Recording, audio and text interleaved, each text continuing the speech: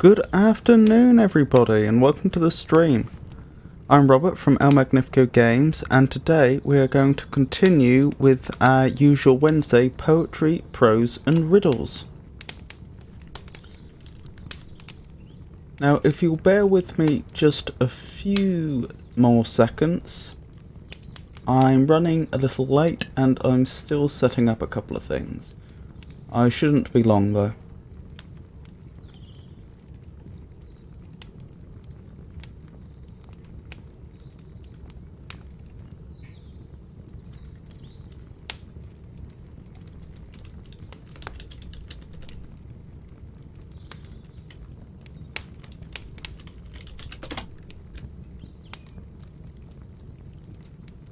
Almost there.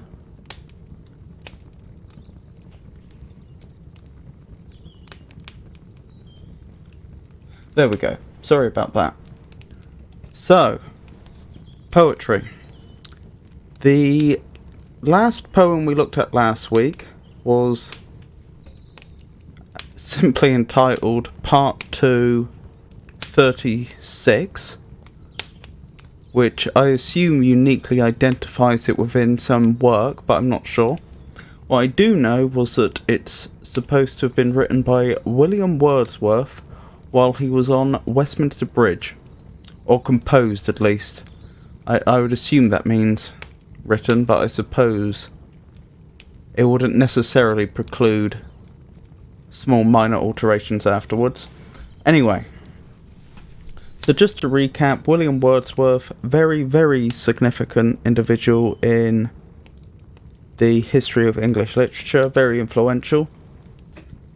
As we can see from his Wikipedia page, born 1770, died 1850, was an English romantic poet who, with Samuel Taylor Coleridge, helped to launch the Romantic Age in English literature with their joint publication Lyrical Ballads.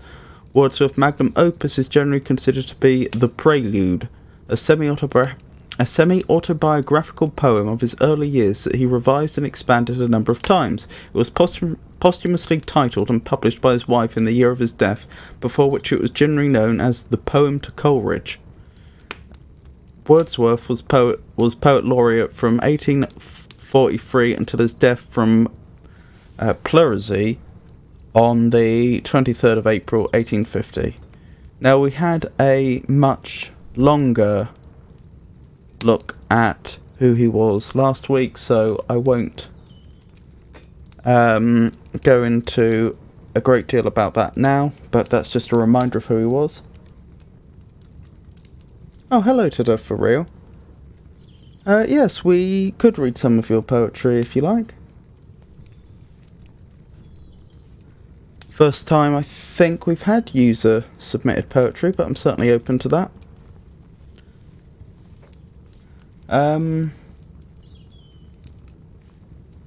So I'll start this stream as I usually do by rereading the last poem we looked at last week, and then we'll carry on from there. So, the poem, which in this anthology is entitled Part 2, 36, composed upon Westminster Bridge. Earth has not anything to show more fair, dull would be he of soul who could pass by, a sight so touching in its majesty, the city now doth like a garment wear, the beauty of the morning, silent, bare. Ships, towers, domes, theatres, and temples lie, open unto the fields and to the sky, all bright and glittering in the smokeless air. Never did sun more beautifully steep in his first splendour valley, rock, or hill. Never saw I, never felt a calm so deep. The river gildeth at his own sweet will. Dear God, the very houses seem asleep, and all that mighty heart is lying still. So yes, we did a reasonably thorough analysis of that last week, so I won't repeat that now. The next poem would be, also by Wordsworth, To a Highland Girl at, I don't know how to pronounce that. Inverse Ned, possibly, upon Loch Lomond.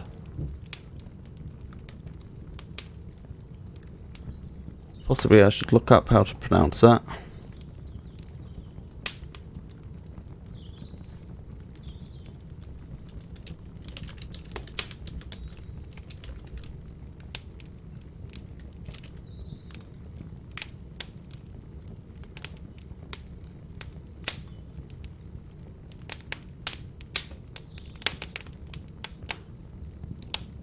I can't see how to pronounce it, but I think this is the same place with a more modern spelling, and that looks more like Inverse Nade.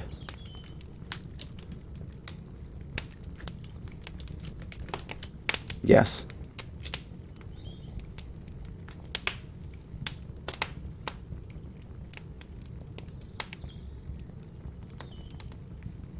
Okie doke. So this is a reasonably long one, so we'll get back to that shortly after we've had a look at Tada For Real's poetry blog.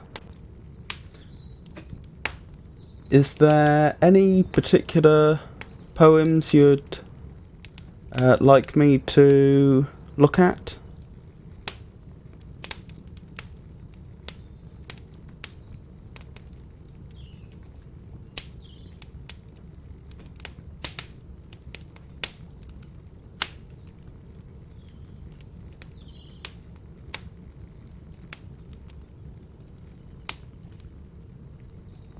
Sorry, I'm just having a quick browse to see what's here.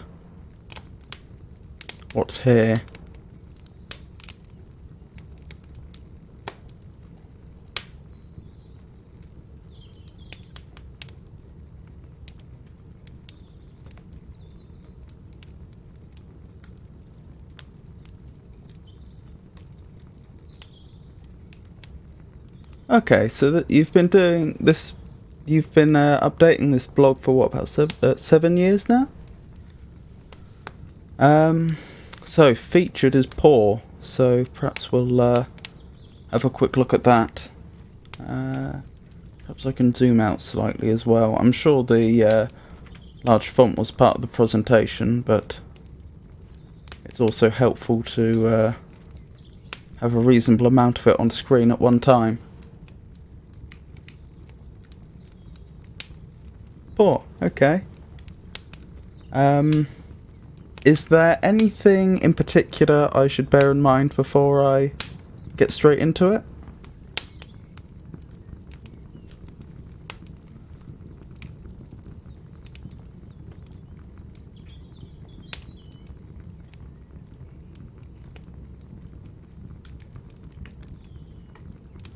I suppose not.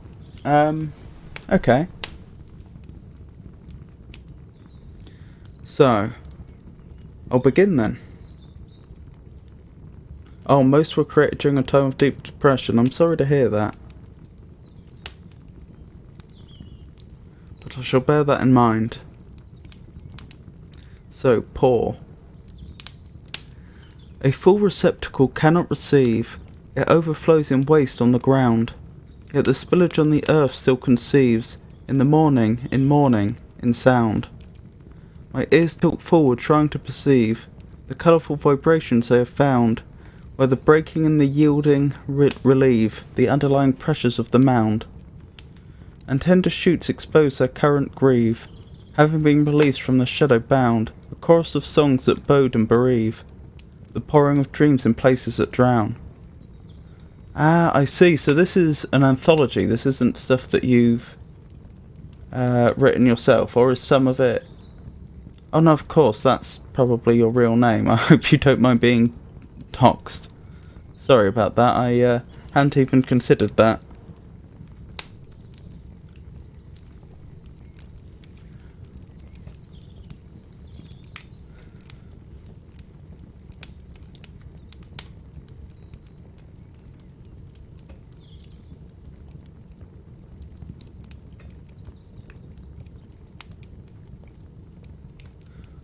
Okay, so we have an AB rhyming structure.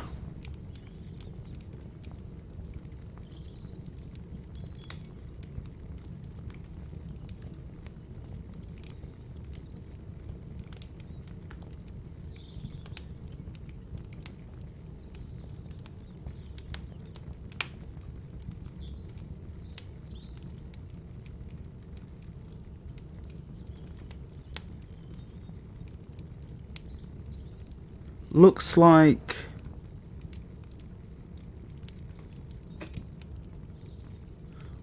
iambic pentameter to me. Ah, I understand.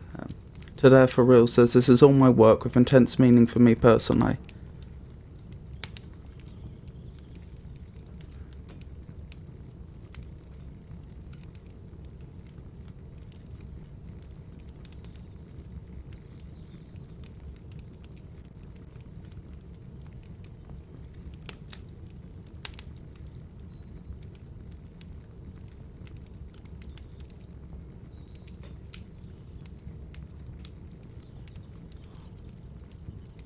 Sorry, I'm reading through it and thinking.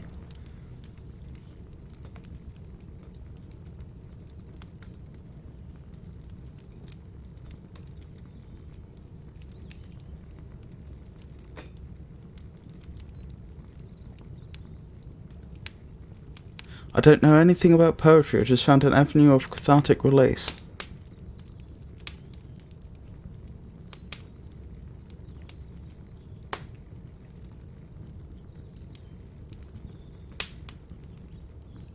I'm reasonably impressed then.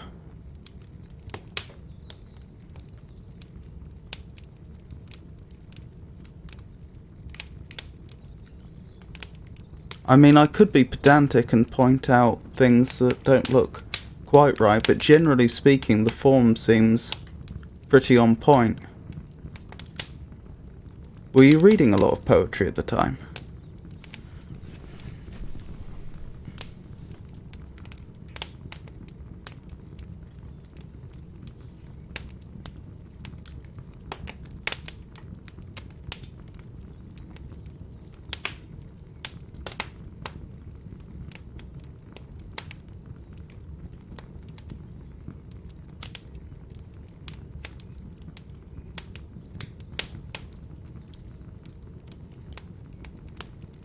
You weren't.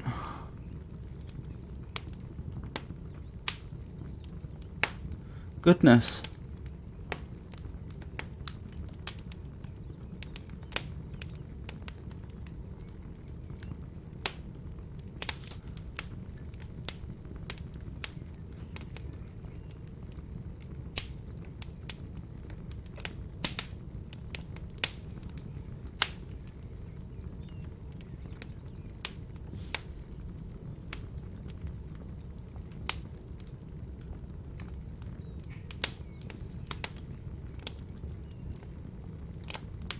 I don't read poetry, but I love to create. I know that's no good. I wouldn't say that's no good. Perhaps suboptimal. But, well, I mean, I knew nothing about poetry until I started doing these streams. I've been very much learning on the go, and so I'm still quite new to it, but at face value this does seem surprisingly competent for someone that hasn't, that presumably how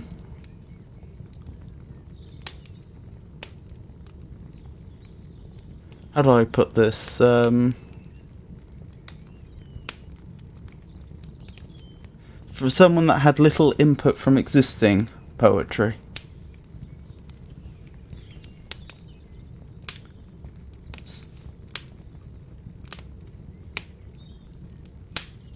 I should read poetry since I enjoy writing it. Well, I suppose it depends on whether you enjoy reading it. What I would say is that were you to read poetry with a critical eye, it would probably you would probably learn from it and be able to produce, it would probably improve that which you're writing. But I mean, if for you it's writing is predominantly about a cathartic release, then you know it's still forming it's still serving its purpose. So let me give that a read again.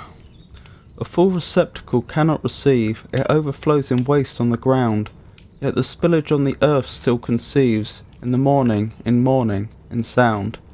My ears tilt forward trying to perceive the colourful vibrations they have found, where the breaking and the yielding relieve the underlying pressures of the mound, and tender shoots expose their current grieve, having been released from their shadow bound, a chorus of songs that bode and bereave, the pouring of dreams in places that drown.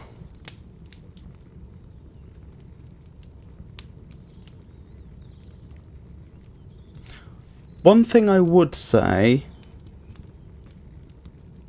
is that, now this may be down to me, but it seems to me that it's reasonably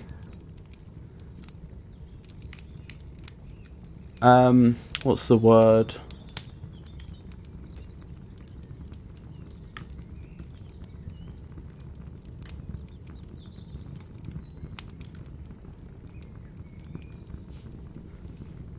It's, I'm trying to think of the right word. Opaque isn't quite the right word, but it's,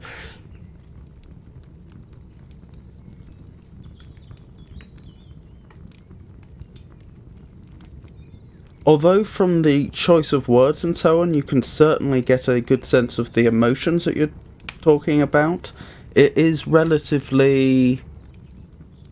its meaning is reasonably elusive. It doesn't make patently clear what's actually going on. Now, this isn't necessarily a bad thing,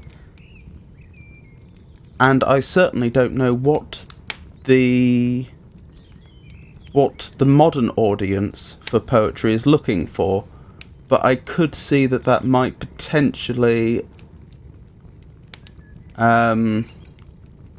impact wider appeal.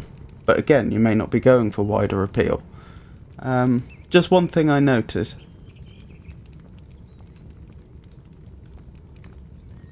Though it's certainly not unique in that respect, there's plenty of poetry I've read for which that would also be true.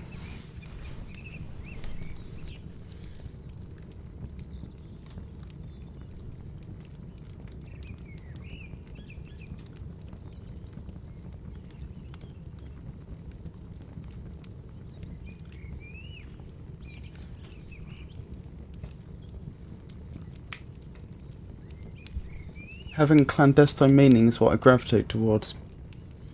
Fair enough.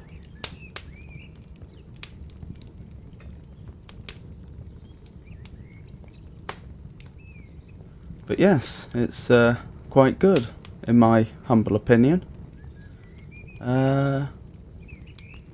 If it's okay with you, I think I'll look for a couple more, probably these two, and then head back to Wordsworth. So, want. I want my freedom, I want my cage. Whenever I see them, I feel my age.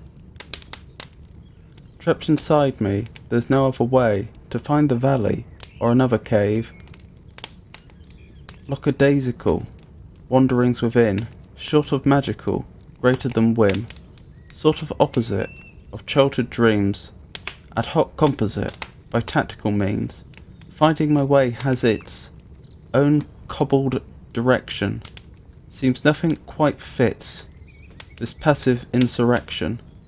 Into deepest corners, face down prostrate, mockers and scorners, only they can relate.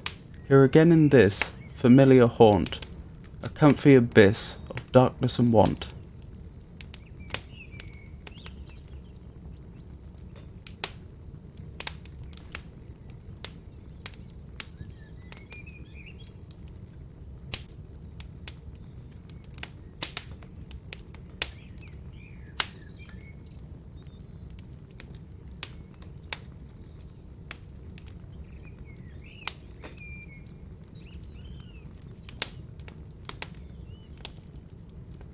Gonna have to quickly look up lackadaisical. I've definitely heard that word before. Sorry, lackadaisical. But I've forgotten what it means. Showing no interest, vigour, determination or enthusiasm. Indolent. Ah.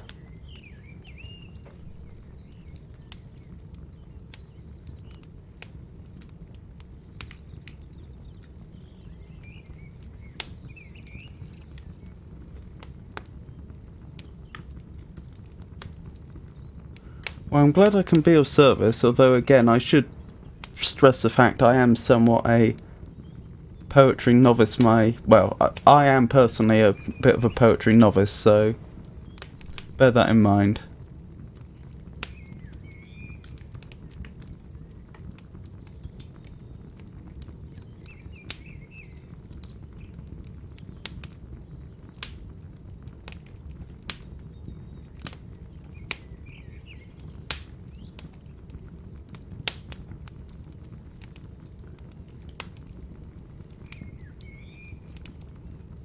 Again, I'm reading through this over and more slowly and carefully in my head and thinking about it.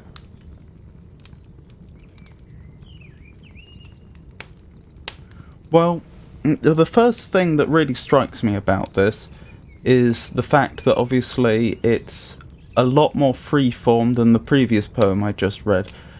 You're using a lot more half rhymes, and nothing wrong with that, but it's a notable departure. Also, I think the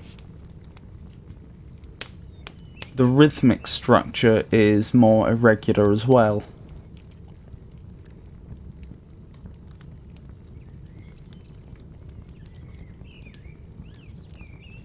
Personally, I tend to prefer poetry with a more regular rhythmic structure, whereas I tend to be quite loose when it comes to rhyme.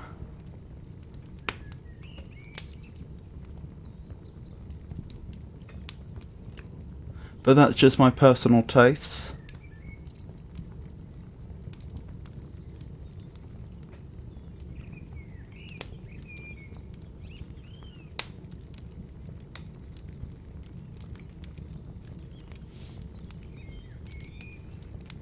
Let me give this another read. I want my freedom, I want my cage. Whenever I see them, I feel my age. Trapped inside me, there's no other way to find the valley or another cave. Lackadaisical, wanderings within, short of magical, greater than whim. Sort of opposite of childhood dreams, ad hoc composite by tactical means. Finding my way has its own cobbled direction. Seems nothing quite fits this passive insurrection. Into deepest corners, face down prostrate. Mockers and scorners, only they can relate.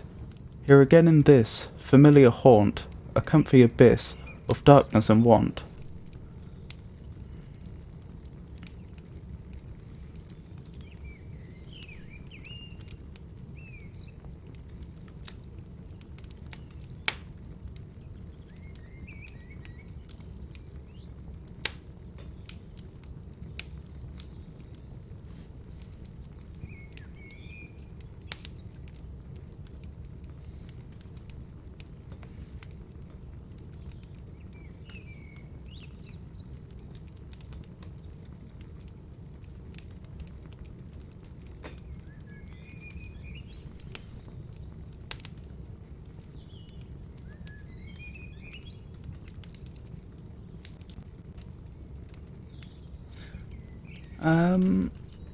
Just a second.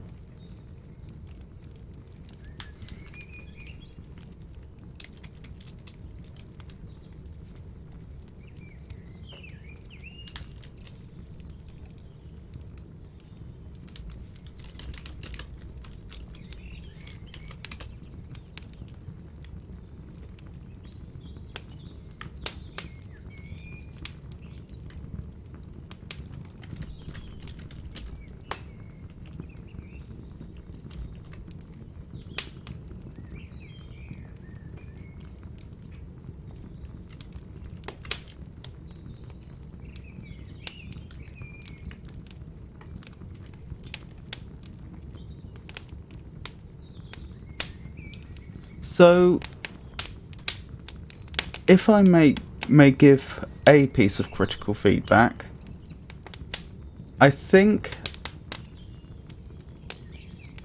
a thing that could be better is that I'm not sure where you've split sentences in some cases here necessarily adds to the meaning or adds to the emotional impact, and I think that is suboptimal. So for comparison, if we take Dulce et Decorum Est by Wilfred Owen, which is of course about his experiences in the First World War, if we take the split sentence here, if you could hear at every jolt the blood come gargling forth from the froth-corrupted lungs. See, this is of course a longer sentence and you could fit into one line, but the fact that he's split it on blood gives added impact, and it does that because whenever you have a new line, it causes you to pause for a second longer than you otherwise would. I suppose it's the time for your eyes to, scan down and go to the start of the next line, but it forces you to stop. Now, if this was all just one long sentence, if you could hear at every jolt the blood come gargling forth from the froth-corrupted lungs, that actually takes a lot of the power away from the word blood. But as it is written, if you could hear at every jolt the blood come gurgling forth from the froth-corrupted lungs, it really stresses that final word on the preceding sentence. Whereas, here for example, you have, seems nothing quite fits this passive insurrection. I follow that this is what you'd fully intended to say and that it contributes to the poem, and the fact that naturally it had to be split, but I'm not sure it really adds much to be written that way. I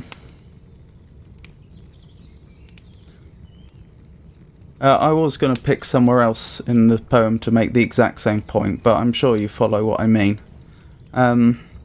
So I guess the point I'm trying to make is that when you use effects like that, absolutely do so.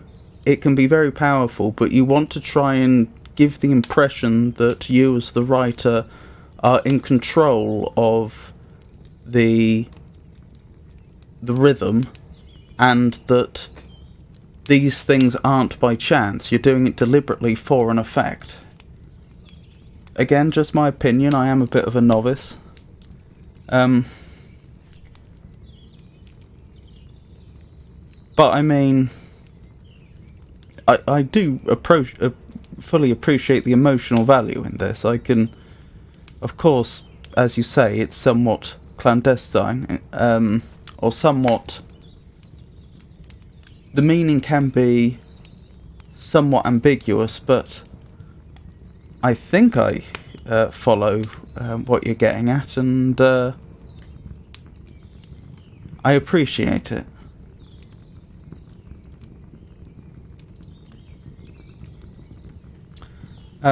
So I'll read through again, and then after having had a quick look at that, I will probably head back to the Wordsworth for now.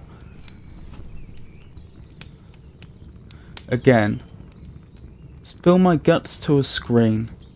Fingers fly and then scream, skimming across the light for deeper thoughts and rights, from darkening stations, textual creations, deposit malady inside a melody.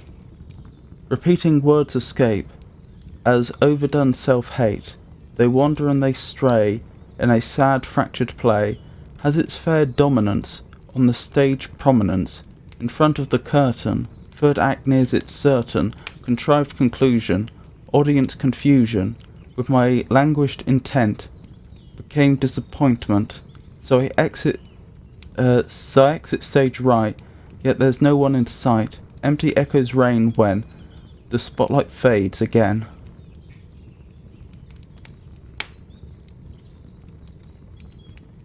Let me read that again. Spills my guts to a screen. Fingers fly and then scream, skimming across the lights, for deeper thoughts and rights, from darkening stations, textual creations, deposit malady inside a melody, repeating words escape, is overdone self-hate, they wander and they stray, in a sad fractured play, has its fair dominance on the stage prominence, in front of the curtain, third act nears its certain, contrived conclusion, audience confusion, with my languished intent, became disappointment. So I exit stage right, yet there's no one in sight. Empty echoes reign when the spotlight fades again.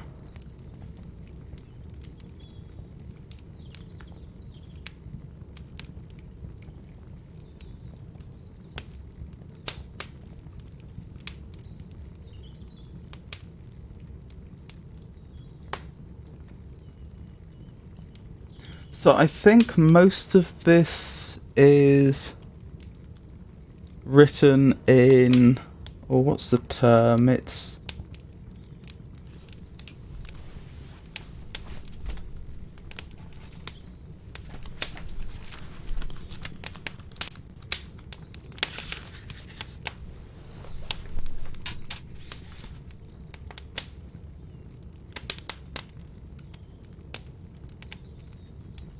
Most of this is, I think, what would be called heroic verse, is that right? Let me check.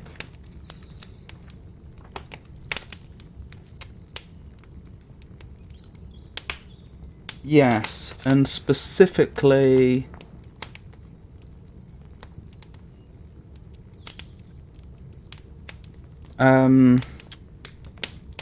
most of it's a trimeter, so there's 3 beats per line, mostly.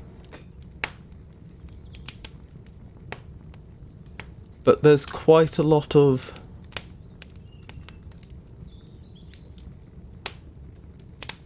I think there's quite a lot of variation between iams and trochees in a way which isn't... I think the beat, the rhythm is a bit irregular. More irregular than one might expect, and I think it also has the same... as with the previous poem I just read, Want, I think it also... there are parts in the poem which I feel like it doesn't...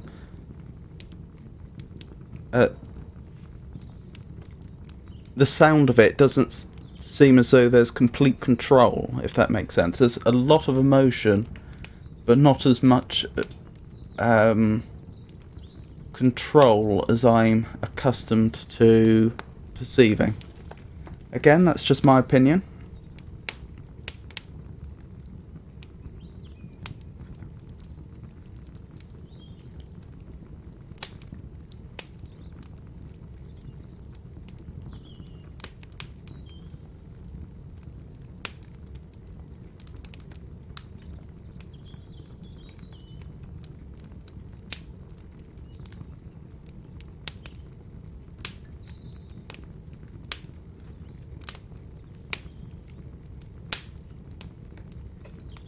I think possibly you might want to, up to you obviously, you might want to consider having a quick look into what different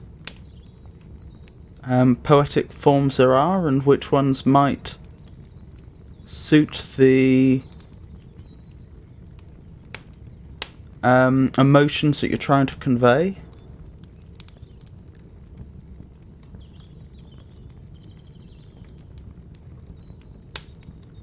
I mean, you don't have to use heroic verse for entirely heroic poems, of course. I mean, they've been used to express all sorts of things, but I don't know,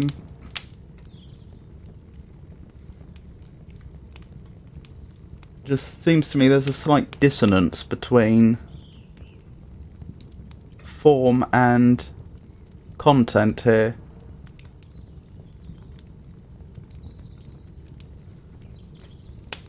I let my emotions rule a little too much, and the cadence suffers some.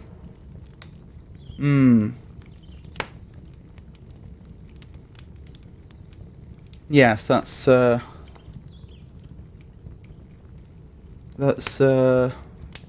put it better than I did. But yes, overall, moderately competent, I'd say.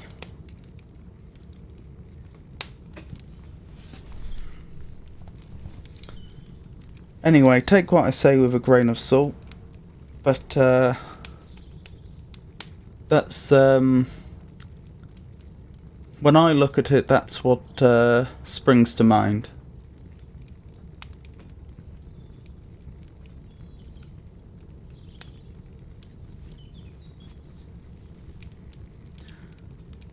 So, I also have a couple of word puzzles in my blog. Thanks for the constructive input. I have a riddles section at the end of this particular stream I do. Every Wednesday I do this stream, and I try and spend the first hour on poetry, the second hour on reading through a novel. Currently we're reading through Frankenstein, and then the last half hour, plus maybe a little bit some weeks, I do on riddles and other puzzles. So naturally you don't have to stay around for the entire stream, but if you are still around towards the end, I may have a look at those word puzzles then. Anyway, thank you for the content. I do appreciate it.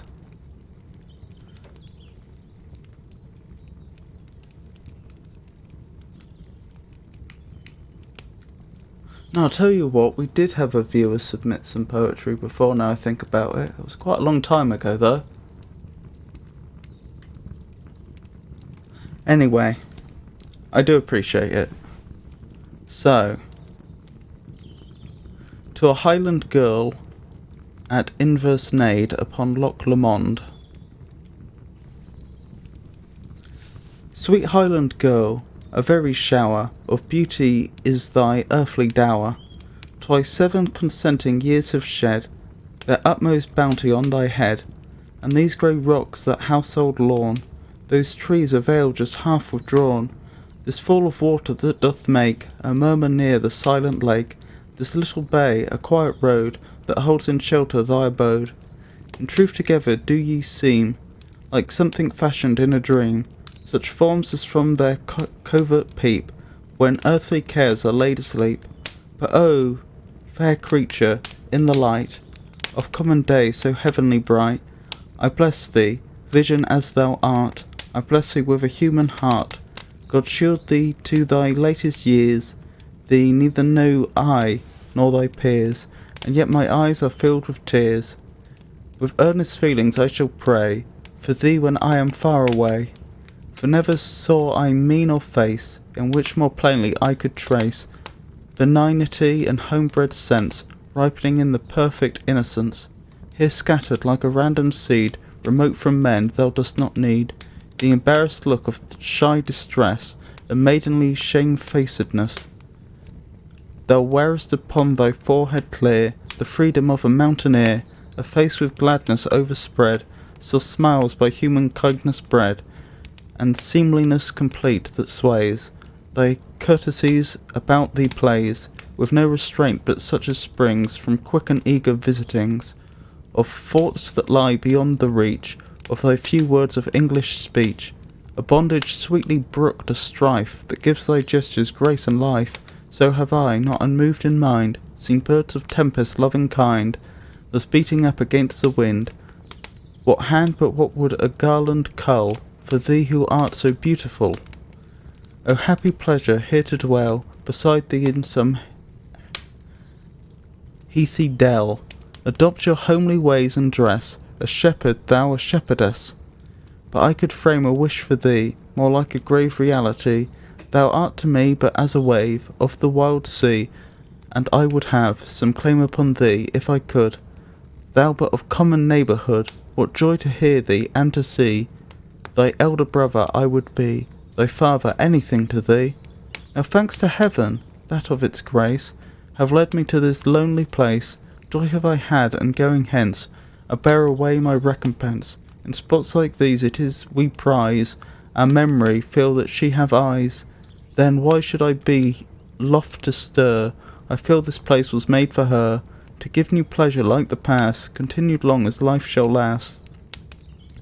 Nor am I loth, though pleased at heart, sweet Highland girl, from thee to part. For I methinks, till I grow old, as fair before me shall behold, as I do now, the cabin small, the lake, the bay, the waterfall, and thee, the spirit of them all.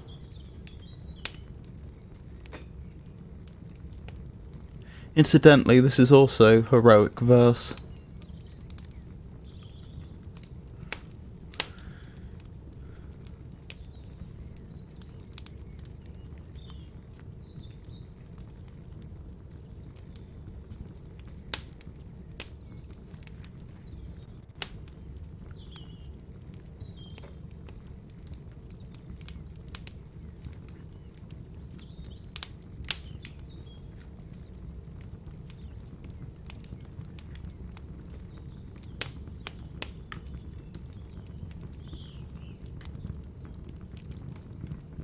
I think this is iambic tetrameter, so 4 beats per line. Written in predominantly iams. So a weak beat followed by a strong beat. So a murmur near the silent lake, if I were to overemphasize the beat.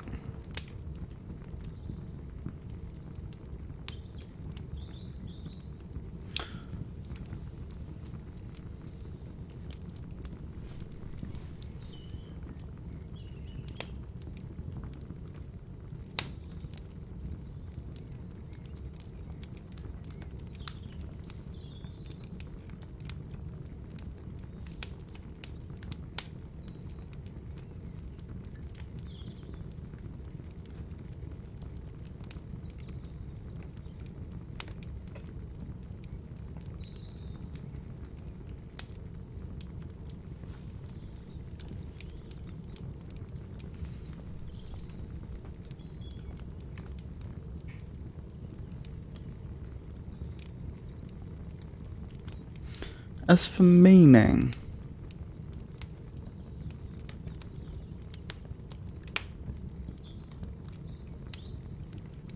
perhaps I'm missing something, but I don't see much overarching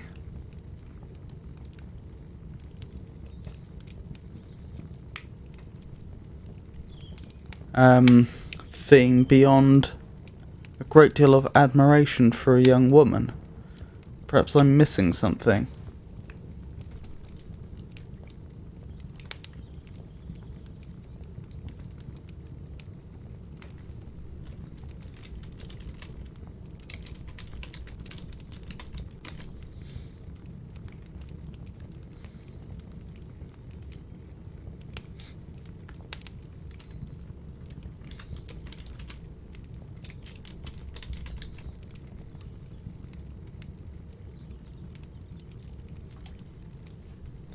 All I can find on Wikipedia is this reference to it being memorials of a tour in Scotland. So I could be wrong, but I wonder if not, this really is just a poem about the admiration he felt or supposedly felt towards a Highland girl who he saw on his visits there, couched in the language of the scenery in which this took place. Which is fair enough if that is indeed what's going on.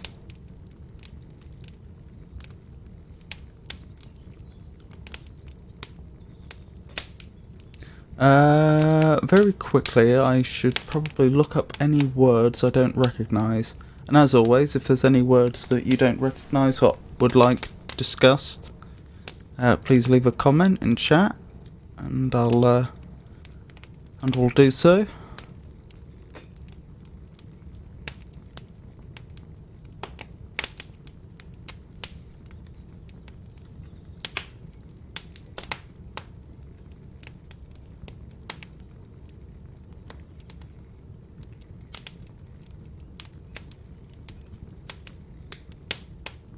I don't see any words in the first stanza that are in any way challenging.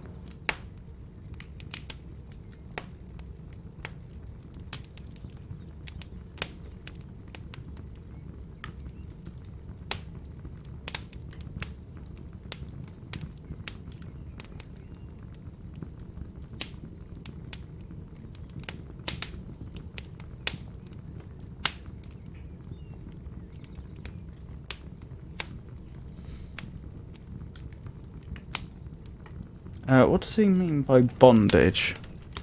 Obviously being bound, but is there a more specific usage of that word that I'm not aware of? The state of being enslaved or the practice of slavery, the state of lacking freedom, constraint, the practice of physically restraining people for sexual pleasure, such as by tying up or shackling, applied to clothing with many buckles, zips, etc. Okay, none of that's much help, so I assume they do just mean it in the obvious everyday sense of being constrained. Okay, let's look at the punctuation here. we've got a colon here, followed by nothing, followed by an exclamation mark. So presumably this is all meant to be one sentence. Of thy few words of English speech, a bondage sweetly brooked, a strife that gives thy gestures grace and life.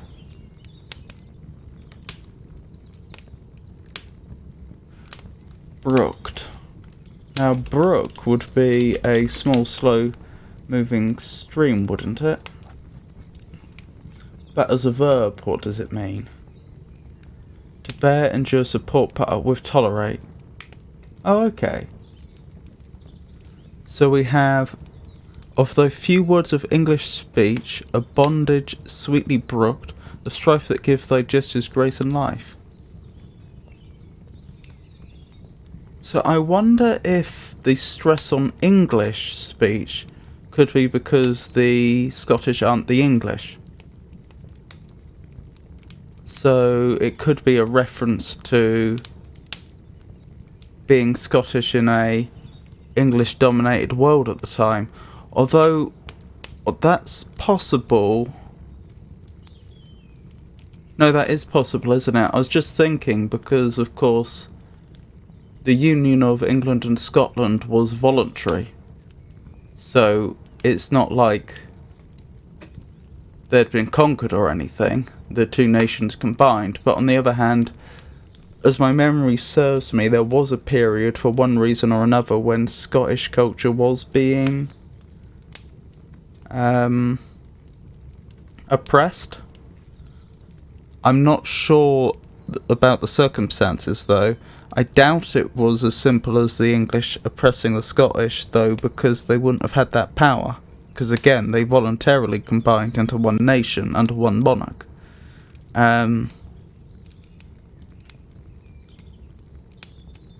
But I remember us reading before that there was a degree to which Scottish culture was undermined, and then it wasn't until around the time of Robert Burns that I think there was a sort of Scottish culture renaissance. So yeah, I'm just conjecturing. Of thy few words of English speech, a bondage sweetly brooked, a strife that gives thy gestures grace and life.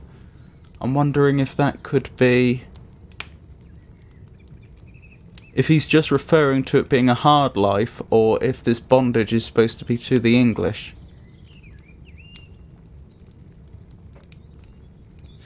Interesting, nevertheless, even if I can't fully decipher it. So have I not unmoved in mind, seen birds of tempest loving kind.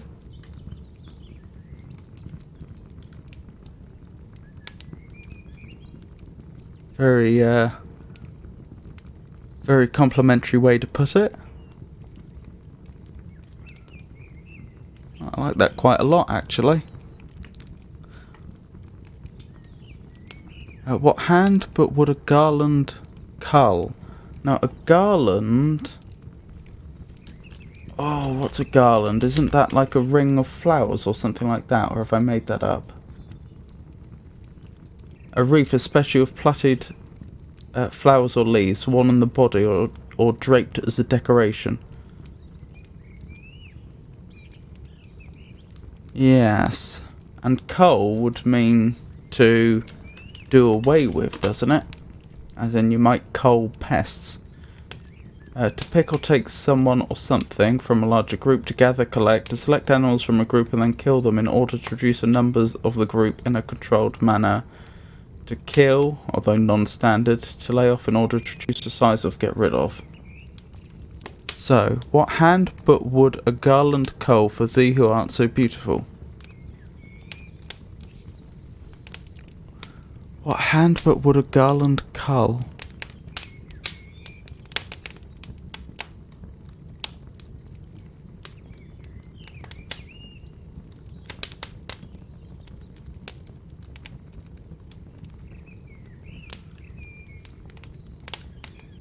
I think the grammatical structure there might be giving me a slight bit of difficulty.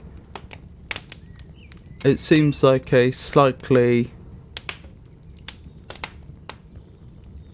peculiar construction to me. I'm not sure why, but the but would. I could understand what hand would a garland cull for thee who art so beautiful.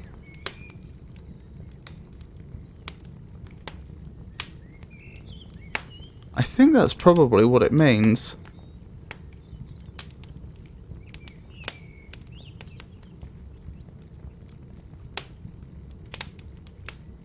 It's interesting there's no question mark at the end of it, because starting with the word what, you would think that it's a question.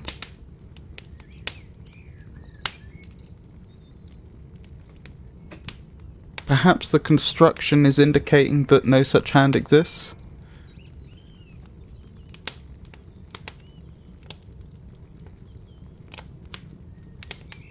What hand but would a garland cull for thee who art so beautiful?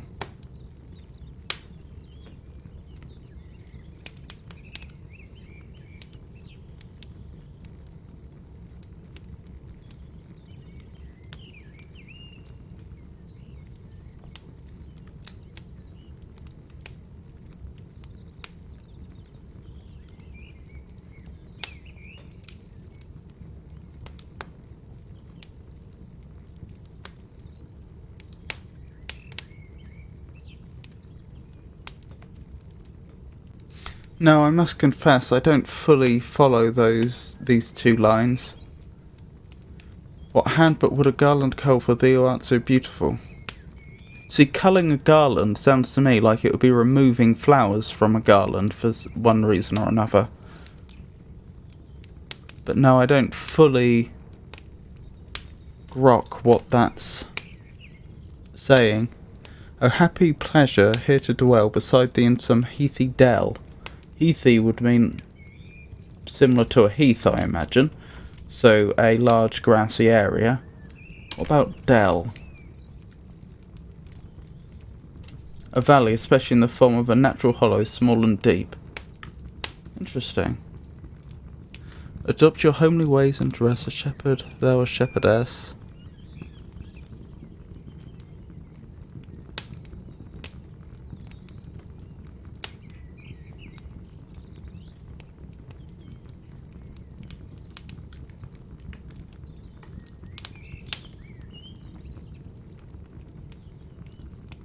Okay, so now I think about it some more. But wood isn't that unusual a construction. You could imagine saying, but would I do that? That makes perfect sense. So I guess it's the what hand that must be confusing me. But what... Sorry, what hand but would...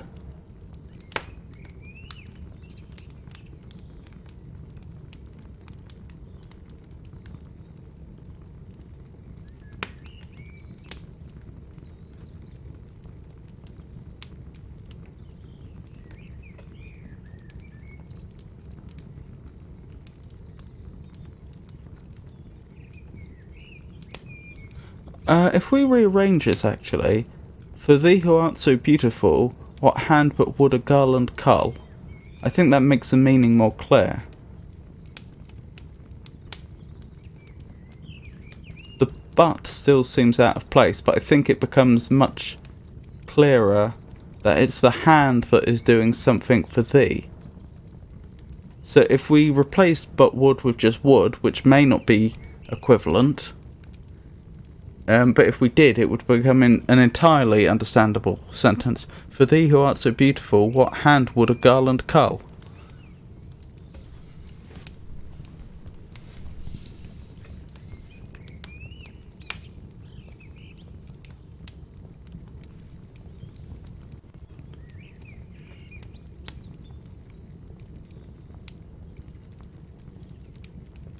I think this must be a different usage of the word but. I think it might be...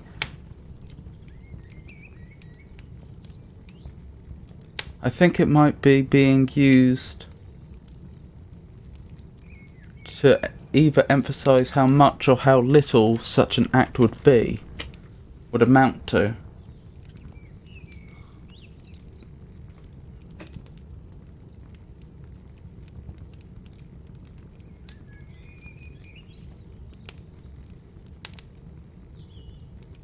Merely, only, just, no more than. Christmas comes but once a year. Ah, I bet that's it.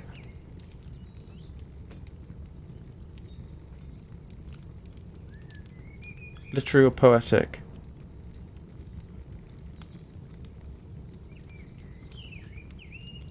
So if we replace the but with merely, and we reverse the sentence order, I think this becomes a lot clearer. For thee who art so beautiful, what hand merely would a garland cull?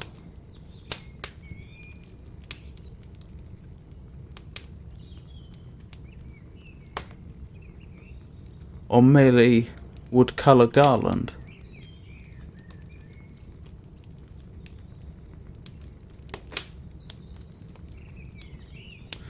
In which case, if that is what's going on here linguistically, I would suggest that there's some cultural knowledge which is lacking, because I'm not sure what the significance of culling a garland is. It sounds like it's stressing the fact that that's doing so little. But for someone who is so beautiful, but why would that be such a small act? What would be the obvious greater act? Anywho, I think I've massively overanalyzed those two lines, but they were bothering me.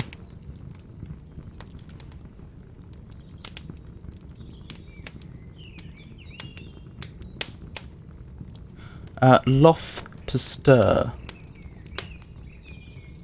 So what does loth mean?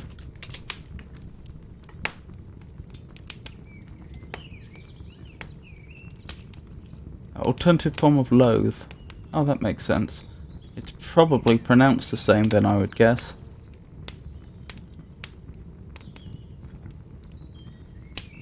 The spelling loathe is about 4 times as common as LOTH in Britain and about 50 times as common in the United States.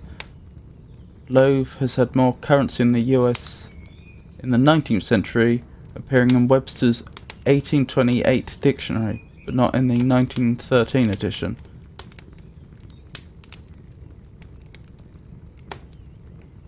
Yeah. Okie doke. That makes sense. So where was I?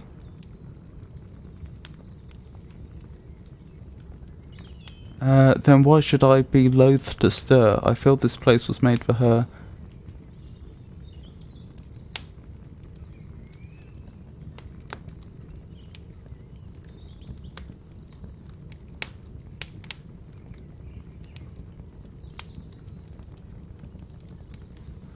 Okay, this is making a lot more sense now.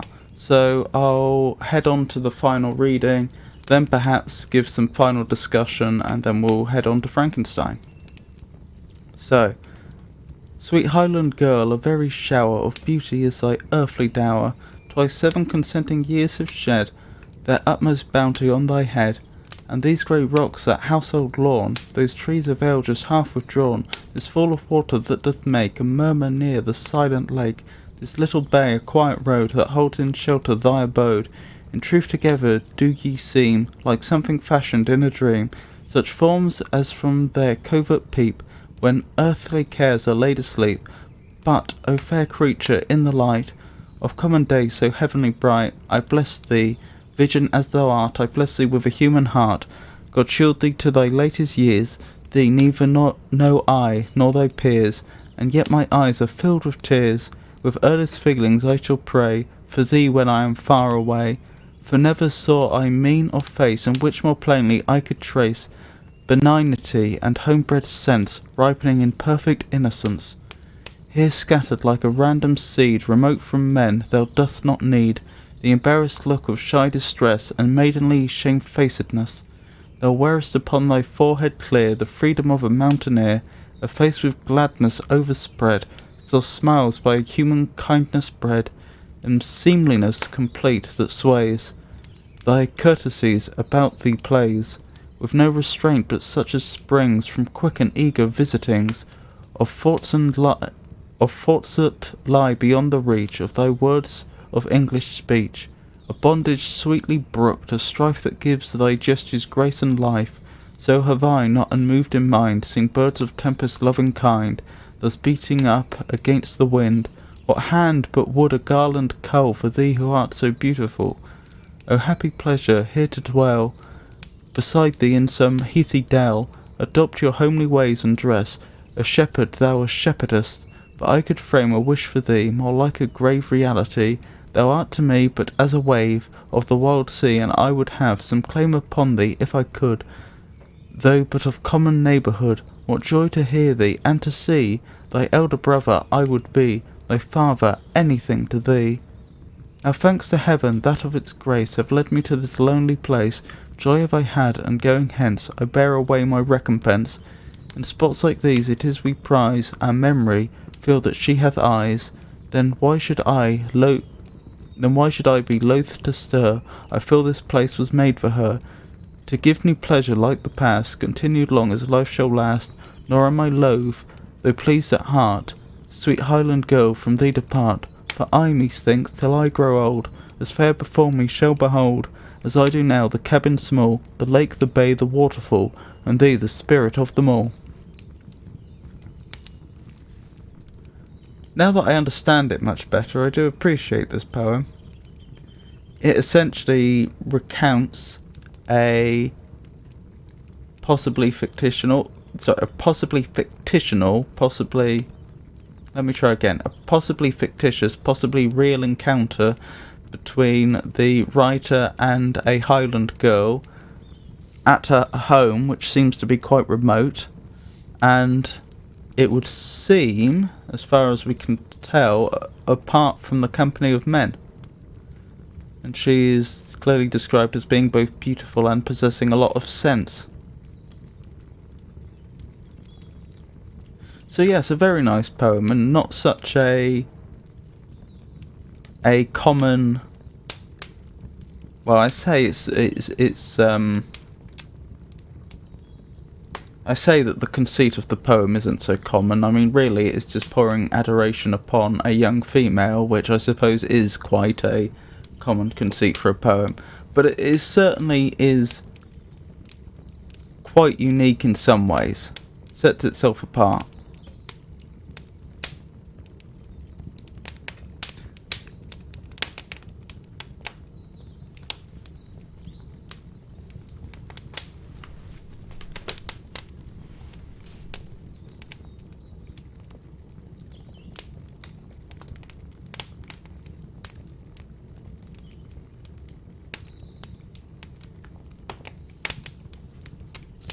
Frankenstein.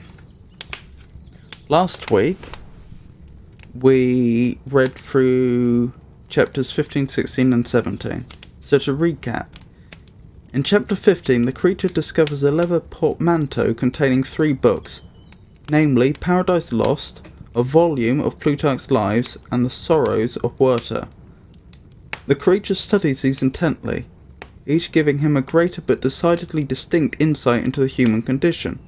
The creature decides to approach the cottagers as a friend, and decides that the best way to go about this is to approach De Lacy while he is alone, as he is blind, then hope that he would defend him in front of the other members of the family on account of his good nature, that is, defend the creature.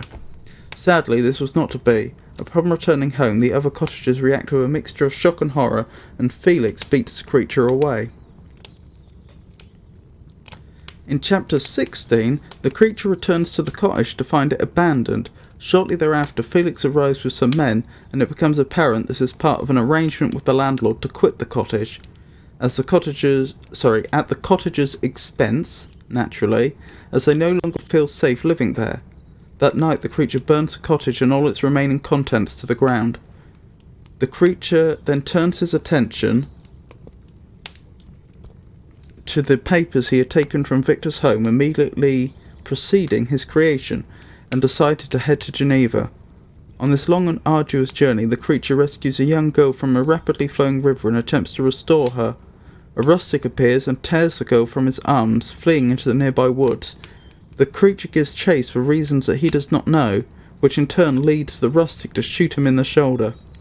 The creature stays some time in those woods, recuperating over the following weeks. In Geneva, the creature encounters young William and tries to approach him as a friend, reasoning that he is too young to harbour any prejudice. The creature is quickly rebuked and becomes angry. After the boy reveals that he is a Frankenstein, the creature decides to exact revenge on his creature by murdering the child, taking the necklace and planting it on a woman sleeping in a nearby barn.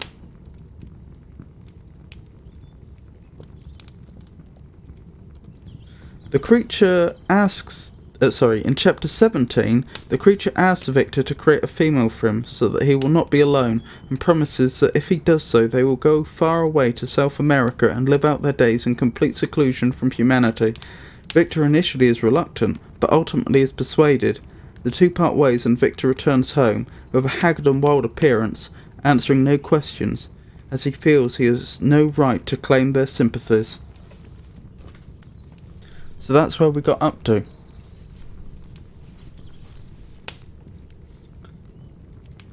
So, chapter 18. Day after day, week after week, passed away on my return to Geneva, and I could not collect the courage to recommence my work. I feared the vengeance of the disappointed fiend, yet was unable to overcome my repugnance to the task which was enjoined me. I found that I could not compose a female without again devoting several months to profound study and laborious disquisition.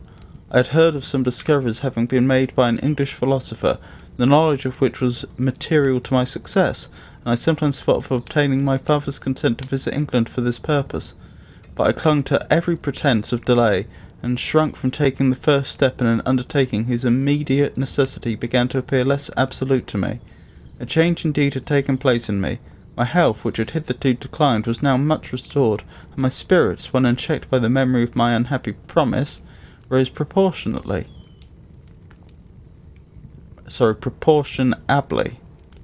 My father saw this change with pleasure, and he turned his thoughts towards the best method of eradicating the remains of my melancholy, which every now and then would return by fits, and with a devouring blackness overcast the approaching sunshine. At these moments I took refuge in the most perfect solitude. I passed whole days on the lake alone in a little boat, watching the clouds and listening to the rippling of the waves, silent and listless. But the fresh air and bright sun seldom failed to restore me to some degree of composure, and on my return I met the salutations of my friends with a readier smile and more cheerful heart.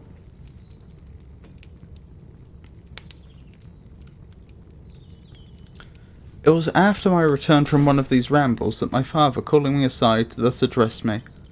I am happy to remark, my dear son, that you have resumed your former pleasures, and seem to be returning to yourself, and yet you are still unhappy, and still avoid our society. For some time I was lost in conjecture as to the cause of this, but yesterday an idea struck me, and if it is well founded, I conjure you to avow to it.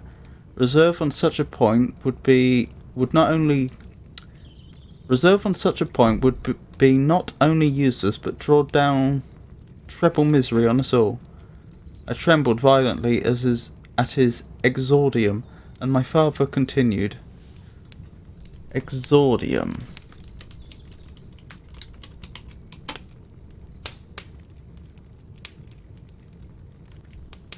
A beginning, the introduction to an essay or discourse.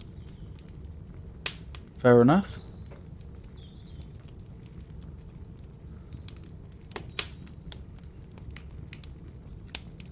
I confess, my son, that I have always looked forward to your marriage with our dear Elizabeth as the tie of our domestic comfort and the stay of my declining years.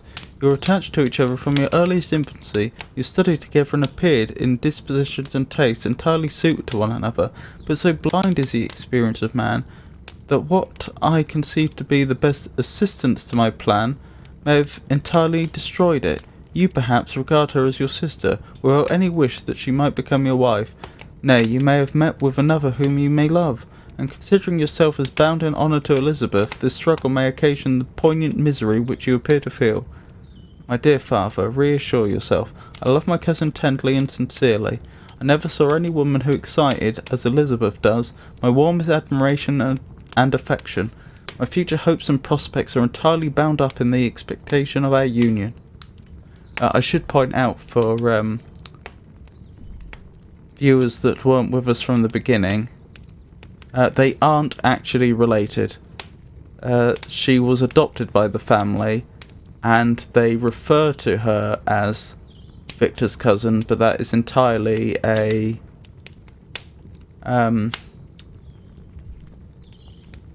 it's not quite a formality, I can't think of the right word, but it's entirely a mark of endearment. They aren't actually related, for those that were perhaps curious. The expression of your sentiments of this subject, my dear Victor, gives me more pleasure than I have for some time experienced. If you feel thus, we shall assuredly be happy, however present events may cast a gloom over us. But it is this gloom which appears to have taken so strong a hold of your mind that I wish to dissipate. Tell me, therefore, whether you object to an immediate solemnization of the marriage. We have been unfortunate, and recent events have drawn us from that everyday tranquillity befitting my years and infirmities. You are younger, yet I do not suppose, possessed as you are of a competent fortune, that an early marriage would at all interfere with any future plans of honour and utility that you may have formed. Do not suppose, however, that I wish to dictate happiness to you, or that a delay on your part would cause me any serious uneasiness. Interpret my words with candour, and answer me, I conjure you, with confidence and sincerity. I listened to my father in silence, and remained for some time incapable of offering any reply. I revolved rapidly in my mind a multitude of thoughts, and endeavoured to arrive at some conclusion. Alas, to me the idea of an immediate union with my Elizabeth was one of horror and dismay. I was bound by a solemn promise which I had not yet fulfilled, and dared not break. Or if I did, what manifold miseries might not impend over me and my devoted family? Could I enter into a festival with this deadly weight yet hanging round my neck, and bowing me to the ground? I must perform my engagement, and let the monster depart with his mate, before I allowed myself to enjoy the delight of a union from which I expected peace. Another problem that occurs to me is, how is the creature likely to react once he realises that Victor has not only not begun on the process of creating him a mate, but has in fact settled down with a partner himself in the interim? Still, let's see how this goes. I remembered also the necessity imposed upon me of either journeying to England or entering into a long correspondence with those philosophers of that country, whose knowledge and discoveries were of indispensable use to me in my present undertaking. The latter method of obtaining the desired intelligence was dilatory and unsatisfactory. Dilatory.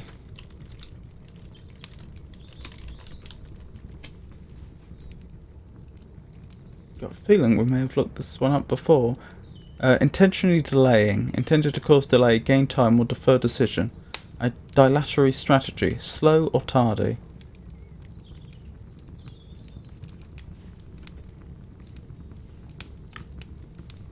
Besides, I had an insurmountable aversion to the idea of engaging myself in my loathsome task in my father's house, while in habits of familiar intercourse with those I loved. I knew that 1,000 tearful accidents might occur, the slightest of which would disclose a tale to thrill all connected with me with horror. I was aware also that I should often lose all self-command, or capacity of hiding the harrowing sensations that would possess me during the progress of my unearthly occupation. I must absent myself from all I loved while thus employed.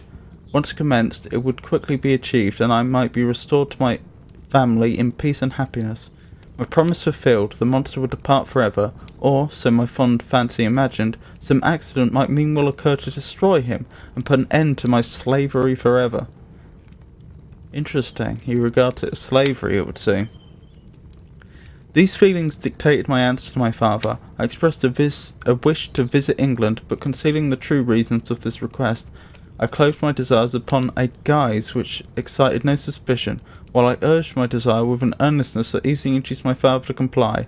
After so long a period of an absorbing melancholy that resembled madness in its intensity and effects, he was glad to find that I was capable of taking pleasure in the idea of such a journey, and he hoped that change of scene and varied amusement would, before my return, have restored me entirely to myself.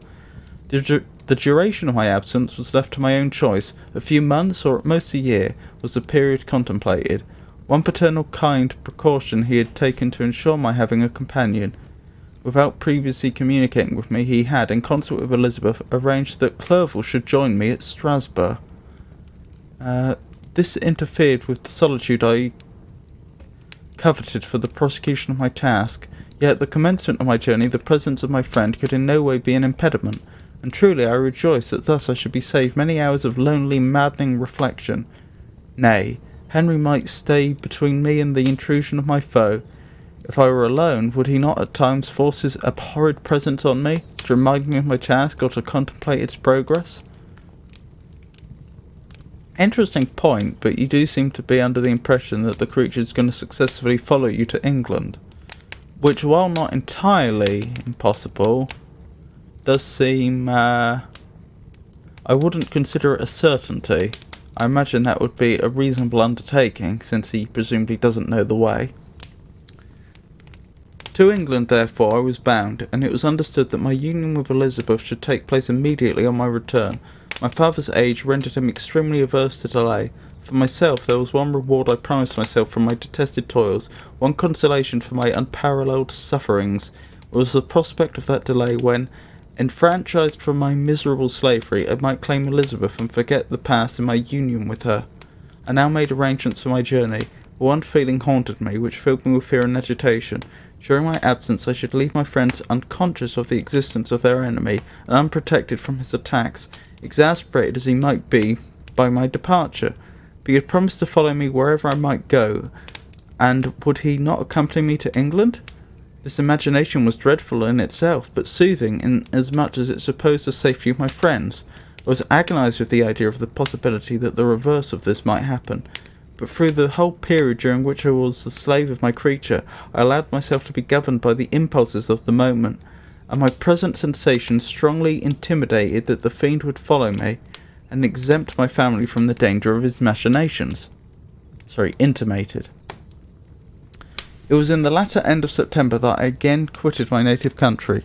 My journey had been my own suggestion, and Elizabeth, therefore, acquiesced, but she was filled with disquiet at the idea of my suffering away from her, the inroads of misery and grief. It had been her care which provided me a companion in Clerval, and yet a man is blind to 1,000 minute circumstances which call forth a woman's sedulous attention. Sedulous?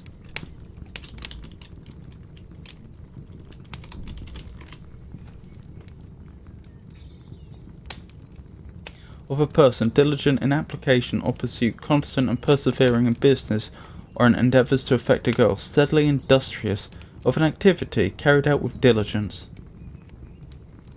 Interesting.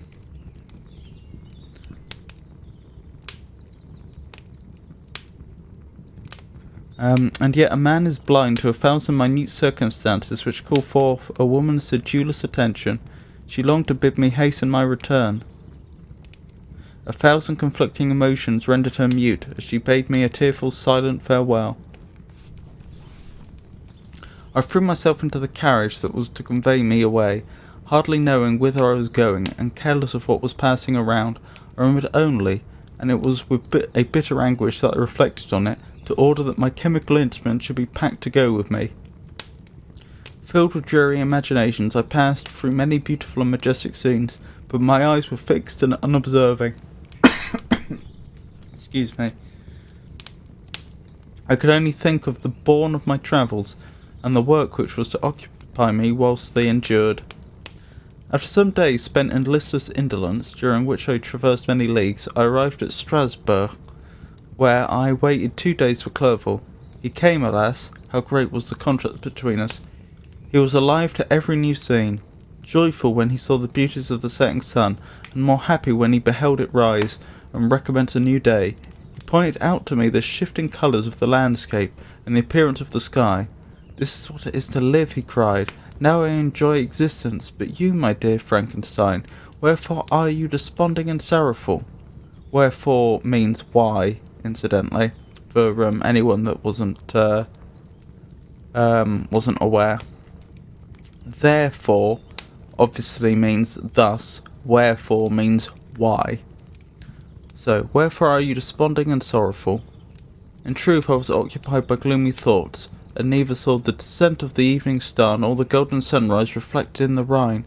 And you, my friend, will be far more amused with the Journal of Clerval, who observed the scenery with an eye of feeling and delight, than in listening to my reflections. I, a miserable wretch, haunted by a curse that shut up every avenue to enjoyment.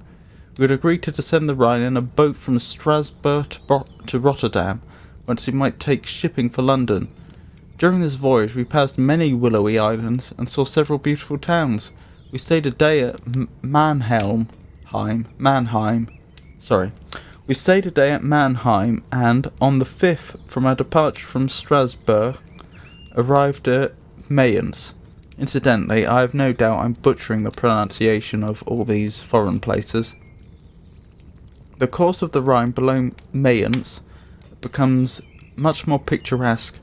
The river descends rapidly and winds between hills not high but steep and of beautiful forms. We saw many ruined castles standing on the edges of the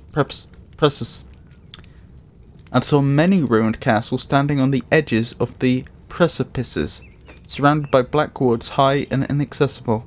This part of the Rhine, indeed, presents a singularly variegated landscape. In one spot you view rugged hills, ruined castles overlooking tremendous precipices, with the dark Rhine rushing beneath, and on the sudden turn of a promontory, flourishing vineyards with green sloping banks and a meandering river, and populous towns occupy the scene. We travelled at the time of the vintage, and heard the song of the labourers as we glided down the stream. Even I, depressed in mind, and my spirits continually agitated by gloomy feelings, even I was pleased. I lay at the bottom of the boat, and as I gazed on the cloudless blue sky, I seemed to drink in a tranquillity to which I had long been a stranger. And if these were my sensations, who can describe those of Henry? He felt as if we had been transported to fairyland, and enjoyed a happiness seldom tasted by man. I have seen, he said, the most beautiful scenes of my own country. I visited the lakes of Lucerne and Uri, where the snowy mountains descend almost perpendicularly to the water, casting black and impenetrable shades which would cause a gloomy and mournful appearance, were it not for the most verdant islands that relieve the eye by their gay appearance. I have seen this lake agitated by a tempest, when the wind tore up whirlwinds of water, and gave you an idea of what the water spout must be on the great ocean, and the waves dashed with fury the base of the mountain, where the priest and his mistress were overwhelmed by an avalanche, and where their dying voices are still said to be heard amid the pauses of the nightly wind. Interesting, since this would have presumably been a Roman Catholic priest. He absolutely should not have had a mistress. Still, I've seen the mountains of La Valais and the Pays de Vaud. But this country, Victor, pleases me more than all those wonders. The mountains of Switzerland are more majestic and strange, but there's a charm in the banks of this divine river that I never before saw equalled. Look at that castle which overhangs yon precipice, and that also on the island, almost concealed amongst the foliage of those lovely trees, and now that group of labourers coming from among their vines, and that village half hid in the recess of the mountain. Oh, surely the spirit that inhabits and guards this place has a soul more in harmony with man than those who pile the glacier or retire to the inaccessible peaks of the mountains of our own country. Clerval, beloved friend, even now it delights me to record your words, and to dwell on the praise of which you are so eminently deserving. He was a being formed in the very poetry of nature. His wild and enthusiastic imagination was chastened by the sensibility of his heart. His soul overflowed with ardent affections, and his friendship was of that devoted and wondrous nature that the worldly minded teach us to look for only in the imagination. But even human sympathies were not sufficient to satisfy his eager mind. The scenery of external nature, which others regard only with admiration, he loved with ardour. The sounding cataract haunted him like a passion. The tall rock, the mountain, and the deep and gloomy wood, their colours and their forms were then to him an appetite, a feeling, and a love, that had no need of a remote charm, by thought supplied, or any interest unburrowed from the eye. That would seem to be a quote.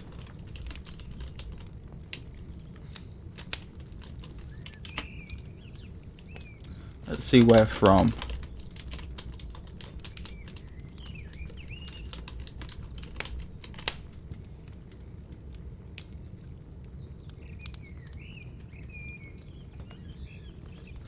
Oh, of all things, apparently it's a slightly paraphrased poem by Wordsworth. The sounding cataract haunted me like a passion. The tall rock, the mountain, and the deep and gloomy wood, their colours and their forms were then to me an appetite, a feeling, and a love. That had no need of a remoter charm, by thought supplied, nor any interest, unborrowed from the eye. Unborrowed from the eye. William Wordsworth, Limes composed a few miles above Tintern Abbey.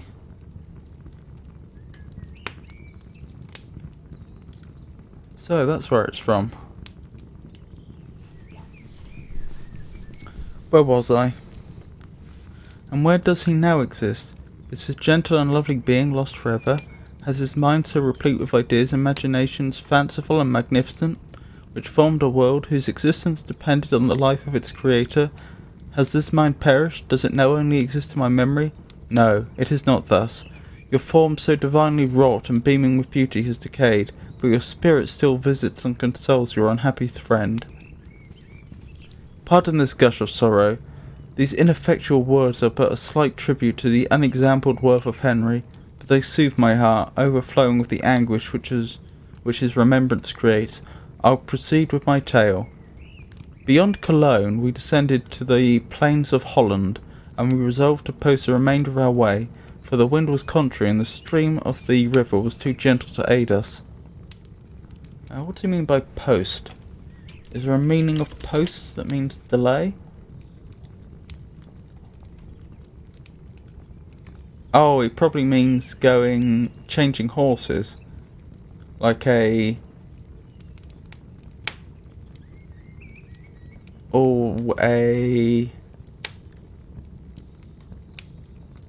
trying to think of the proper word,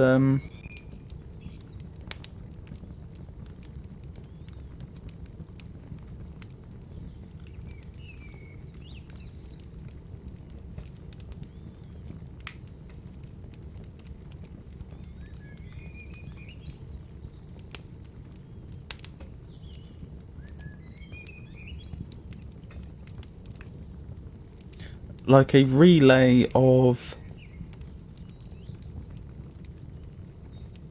horse-drawn carts. So you'd go from station to station changing horses, I think is what they probably mean.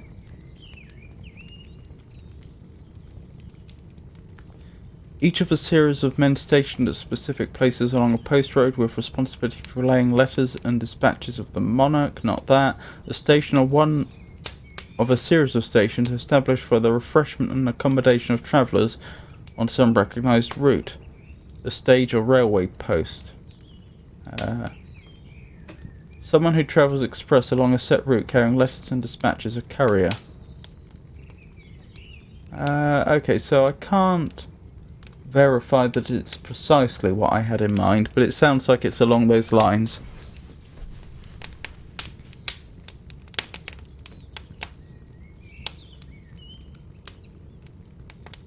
So where was I? We resolved to post the remainder of our way, for the wind was contrary and the stream of the river was too gentle to aid us. Our journey here lost the interest arising from beautiful scenery, but we arrived in a few days at Rotterdam, whence we proceeded by sea to England. It was on a clear morning, in the latter days of December, that I first saw the white cliffs of Britain. The banks of the Thames presented a new scene. They were flat but fertile, and almost every town was marked by the remembrance of some story. We saw Tilbury Fort, and remembered the Spanish Armada, Gravesend, Woolwich, and Greenwich, places which I had heard of even in my country. At length we saw the numerous steeples of London, St. Paul's towering above all, and the tower famed in English history.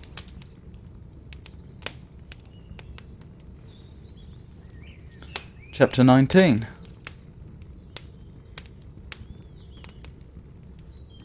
London was our present point of rest. We determined to remain several months in this wonderful and celebrated city. Clerval desired the intercourse of the men of genius and talent who flourished at this time, for this was with me a secondary object. I was principally occupied with the means of obtaining the information necessary for the completion of my promise, and quickly availed myself of the letters of introduction that I had brought with me, addressed to the most distinguished natural philosophers. If this journey had taken place during my days of study and happiness, it would have afforded me inexpressible pleasure, but a blight had come over my existence, and I only visited these people for the sake of the information they might give me on the subject in which my interest was so terribly profound. Company was irksome to me. When alone I could fill my mind with the sights of heaven and earth. The voice of Henry soothed me, and I could thus cheat myself into a transitory peace. But busy, uninteresting, joyous faces brought back despair to my heart. I saw an insurmountable barrier placed between me and my fellow men. This barrier was sealed with the blood of William and Justine, and to reflect on the events connected with those names filled my soul with anguish. But in Clerval I saw the image of my former self. He was inquisitive and anxious to gain experience and instruction. The difference of manners which he observed was to him an inexhaustible source of instruction and amusement. He was also pursuing an object which he had long had in view. His design was to visit India, in the belief that he had in his knowledge of its various languages, and in the views he had taken of its society, the means of materially assisting the progress of European colonization and trade.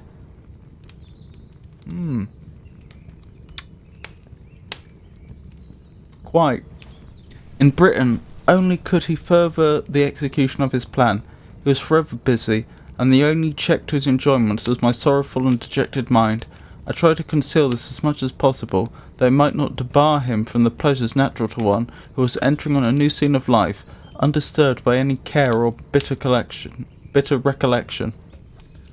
Debar. Does that mean prevent? I wouldn't be surprised if it comes from putting a big heavy wooden bar in front of a door or something. To exclude or shut out, to bar, to hinder or prevent. Yeah, sounds like it.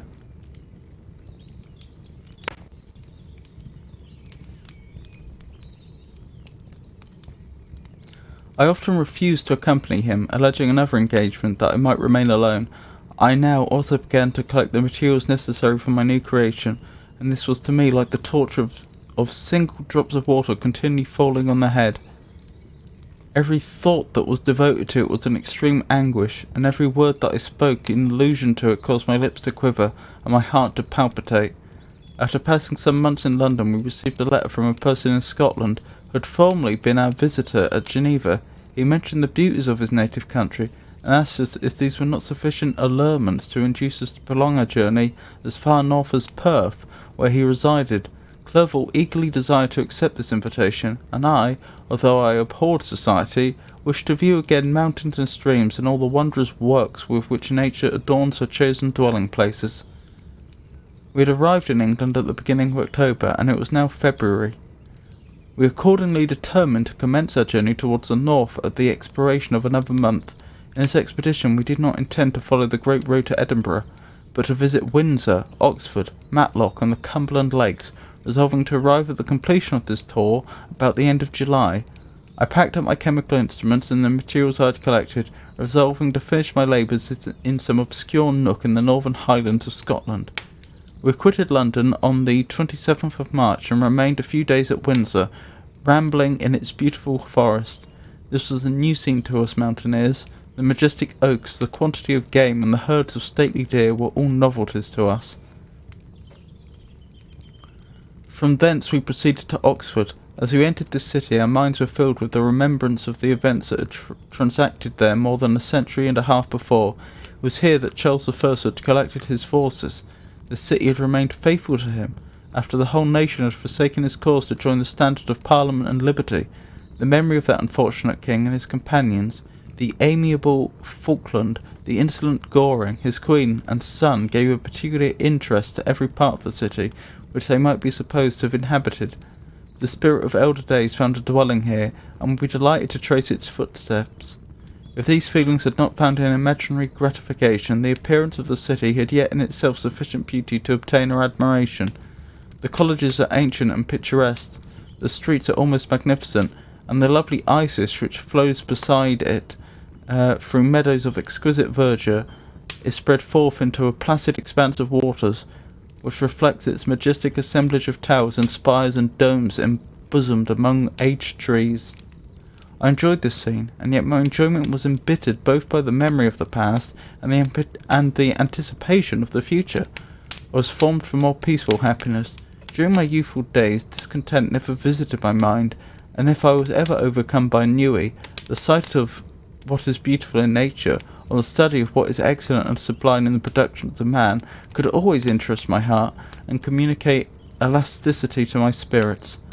But I am a blasted tree. The bolt has entered my soul, and I felt then that I should survive to exhibit what I shall soon cease to be, a miserable spectacle of wrecked humanity, pitiable to others and intolerable to myself. That, of course, being a reference to the lightning that struck the tree when he was a boy, which ultimately caused him to have a great interest in the natural sciences, or at least it was one of the formative experiences. We passed a considerable period at Oxford, rambling among its environs and endeavouring to identify every spot which might relate to the most animating epoch of English history. Our little voyages of discovery were often prolonged by the successive objects that presented themselves. We visited the tomb of the illustrious Hampden, and the field on which that patriot fell. For a moment my soul was elevated from its debasing and miserable fears, to contemplate the divine ideas of liberty and self-sacrifice, of which these sites were the monuments and the remembrances. For an instant I dared to shake off my chains and look around me with a free and lofty spirit, but the iron had eaten into my flesh, and I sank again, trembling and hopeless, into my miserable self. We left Oxford with regret and proceeded to Matlock, which was our next place of rest. The country in the neighbourhood of this village resembled to a greater degree the scenery of Switzerland, but everything is on a lower scale, and the green hills want the crown of distant white Alps, which always attend on the piney mountains of my native country. We visited the wondrous cave and the little cabinets of natural history, where the curiosities are disposed in the same manner as in the collections at Servox and Chamonix. Chamon? I'm not sure. I'm sure I'm butchering it. The latter names made me tremble when pronounced by Henry, and I hastened to quit Matlock, with which that terrible scene was thus associated. From Derby, still journeying northward, we passed 2 months in Cumberland and Westmoreland. I could now almost fancy myself among the Swiss mountains. The little patches of snow which yet lingered on the northern sides of the mountains, the lakes, and the dashing of the rocky streams, were all familiar and dear sights to me. Here also we made some acquaintances who almost contrived to cheat me into happiness.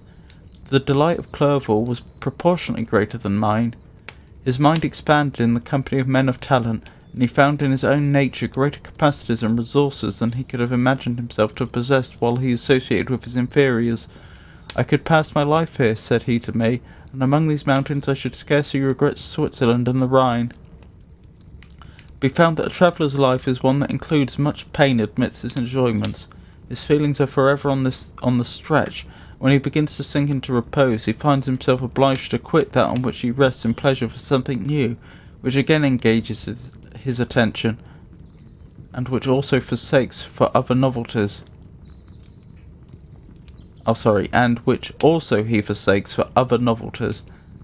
We had scarcely visited the various lakes of Cumberland and Westmoreland, and conceived an affection for some of the inhabitants, when the period of our appointment with our Scotch friend approached, and we left them to travel on.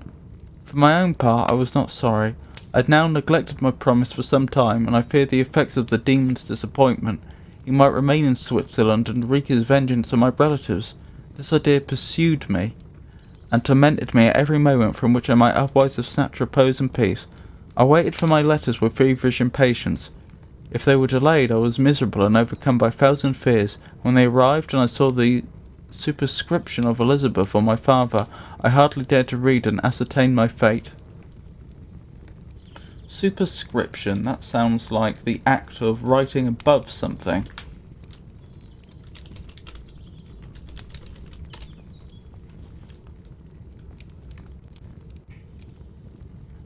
Something written or engraved on the surface, outside or above something else, specifically an address on a letter, envelope, etc.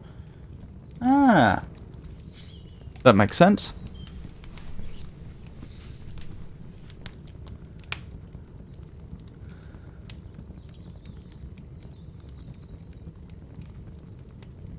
Sometimes I've thought that the fiend followed me and might expedite my remissness by murdering my companion.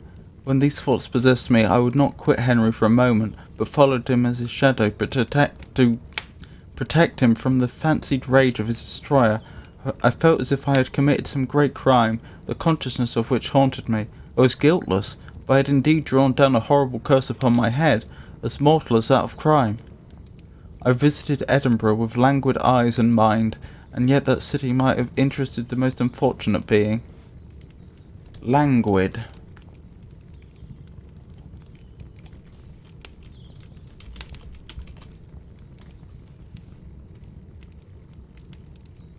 Of a person or animal, or their body functions, flagging from weakness or inaction, or weak, especially due to illness or tiredness, faint, listless. Interesting. Clerval did not like it so well as Oxford, for the antiquity of the latter city was more pleasing to him. But the beauty and regularity of the new town of Edinburgh, its romantic castle, and its environs the most delightful in the world, Arthur's Seat, St. Bernard's Well, and the Pentland Hills, compensated him for the change, and filled him with cheerfulness and admiration, while I was impatient to arrive at the termination of my journey. We left Edinburgh in a week, passing through Calpar, St. Andrews, and along the banks of the Tay to Perth, where our friends expected us, but I was in no mood to laugh and talk with strangers, or enter into their feelings or plans with the good humour expected from a guest, and accordingly I told Clerval that I wished to make the tour of Scotland alone. Do you, said I, enjoy yourself, and let this be our rendezvous. I may be absent a month or two, but do not interfere with my motions. I entreat you, leave me to peace and solitude for a short time, and when I return, I hope it will be with a lighter heart, more congenial to your own temper. Henry wished to dissuade me, but seeing me bent on this plan, ceased to remonstrate. Remonstrate, so does that mean to urge someone not to do something?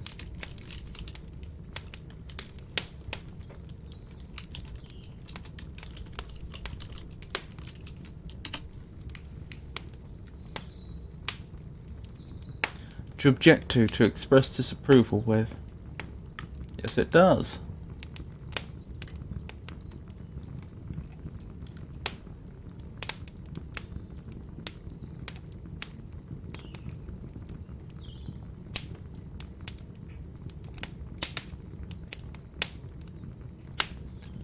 What was I, sorry?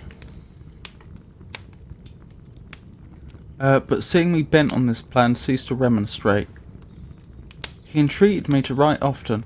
I'd rather be with you, he said, in your solitary rambles than with these Scotch people whom I do not know. Hasten then, my dear friend, to return, that I may again feel myself somewhat at home, which I cannot do in your absence. Having parted from my friend, I determined to visit some remote spot of Scotland, and finish my work in solitude. I did not doubt but the monster followed me, and would discover himself to me when I should have finished, that he might receive his companion. With this resolution I traversed the northern highlands, and fixed on one of the remotest of the Orkneys as the scene of my labours. It was a place fitted for such a work, being hardly more than a rock, whose high sides were continually beaten upon by the waves. The soil was barren, scarcely affording pasture for a few miserable cows and oatmeal for its inhabitants, which consisted of 5 persons, whose gaunt and scraggy limbs gave tokens of their miserable fare. Vegetables and bread, when they indulged in such luxuries, and even fresh water was to be procured from the main land, which was about 5 miles distant.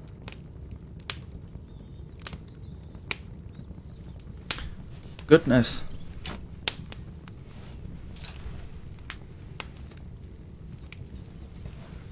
On the whole island there were but 3 miserable huts, and one of these was vacant when I arrived. This I hired. It contained but 2 rooms, and these exhibited all the squalidness of the most miserable penury.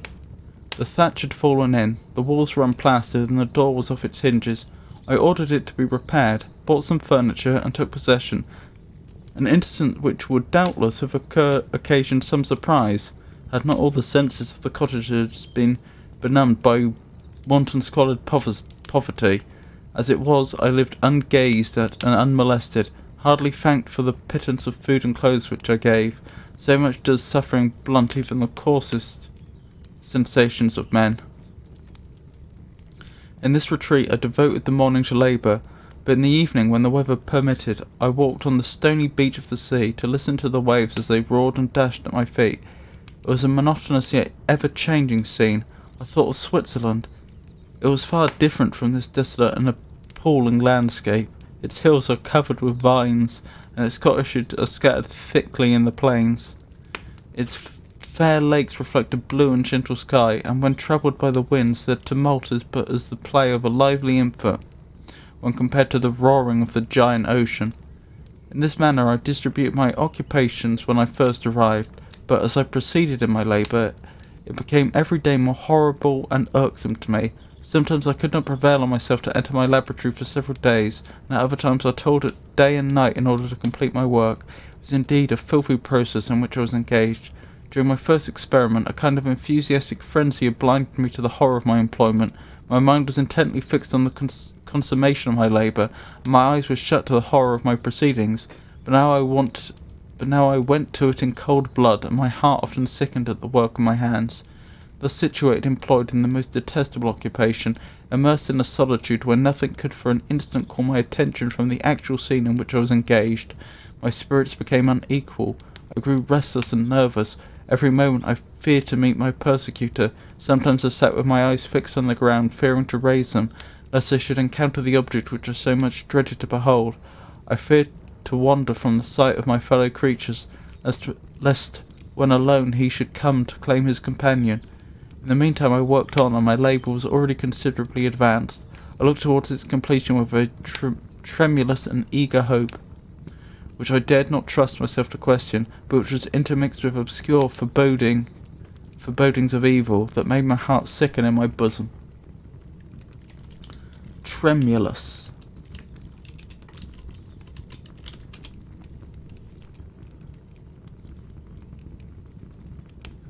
Trembling, quivering, or shaking, timid hesitance, lacking confidence. From tremo, I shake.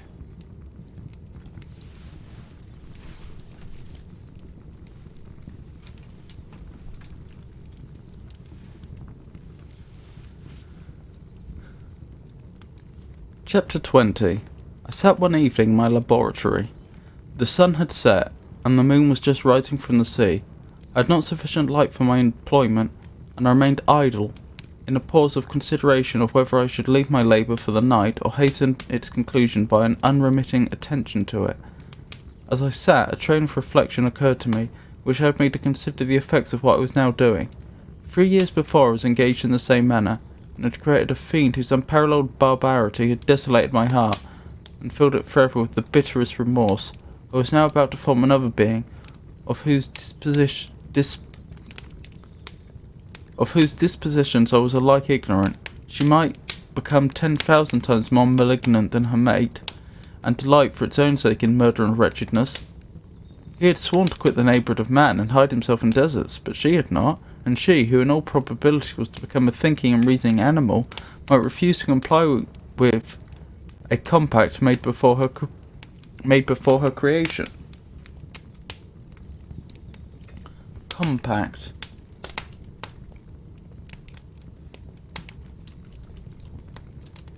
Is that another name for contract?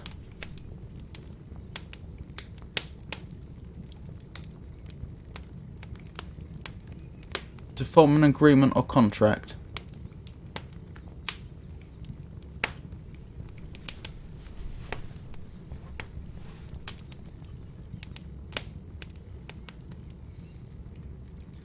They might even hate each other. The creature who already loathed his own deformity, and might he not conceive a great abhorrence for it when it became before his eyes in the female form? She also might turn with disgust from him to the superior beauty of man. She might quit him, and he be again alone, exasperated by the fresh provocation of being deserted by one of his own species. Even if they were to leave Europe and inhabit the deserts of the New World, yet one of the first results of those sympathies for which the demon thirsted would be children, and a race of devils would be propagated upon the earth, who might make the very existence of the species of man a condition precarious and full of terror. Had I right for my own benefit to inflict this curse upon everlasting generations? I had before been moved by the sophisms of the being I had created. I had been struck senseless by his fiendish threats, but now for the first time the wickedness of my promise burst upon me. I shuddered to think that future ages might curse me as their pest, whose selfishness had not hesitated to buy its own peace at the price, perhaps, of the existence of the whole of the human race.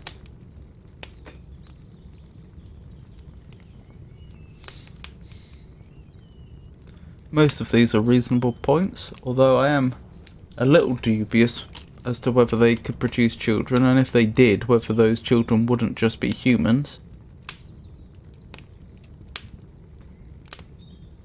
Since he used human parts to form them.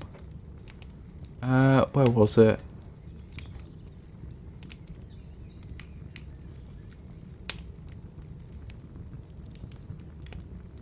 Sophism. Is that a small witty expression? A method of teaching using the technique of philosophy and rhetoric. Okay, I was quite a long way off. A flawed argument, superficially correct in its reasoning, usually designed to deceive. Ah, okay, that's what they mean here.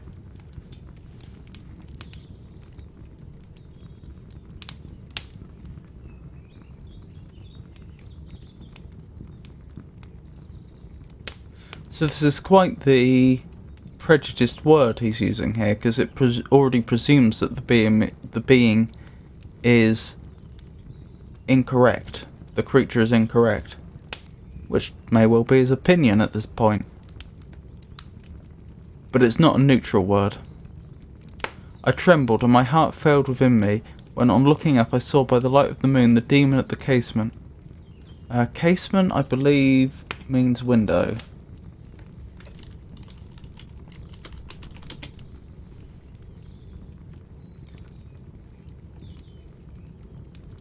A window sash that is hinged on the side. A window having such sash is a casement window. So it's not a window, but it's part of the entire structure that we would refer to as a window, as opposed to, say, just the glass itself. A ghastly grin wrinkled his lips as he gazed on me when I sat fulfilling the task which he had allotted to me. Yes, he had followed me in my travels. He had loitered in forests, hid himself in caves, or taken refuge in wide and desert heaths, and he now came to mark my progress and claim the fulfilment of my promise. As I looked on him, his countenance expressed the utmost extent of malice and treachery. I fought with a sensation of madness on my promise of creating another like him, and trembling with passion, tore to pieces the thing on which I was engaged. The wretch saw me destroy the creature on whose future existence he depended for happiness, and, with a howl of devilish despair and revenge, withdrew. I left the room, and locking the door, made a solemn vow in my own heart never to resume my labours, and then, with trembling steps, I sought my own apartment. I was alone, none were near me to dissipate the gloom, and relieve me from the sickening oppression of the most terrible reveries. Several hours passed, and I remained near my window, gazing on the sea. It was almost motionless, for the winds were hushed, and all nature reposed upon the eye of the quiet moon. A few fishing vessels alone specked the water, and now and then the gentle breeze wafted the sound of voices as the fishermen called to one another. I felt the silence, although I was hardly conscious of its extreme profundity, until my ear was suddenly arrested by the paddling of oars near the shore, and a person landed close to my house. In a few minutes after, I heard the creak of my door, as if someone endeavoured to open it softly. I trembled from head to foot. I felt a presentiment. What's presentiment?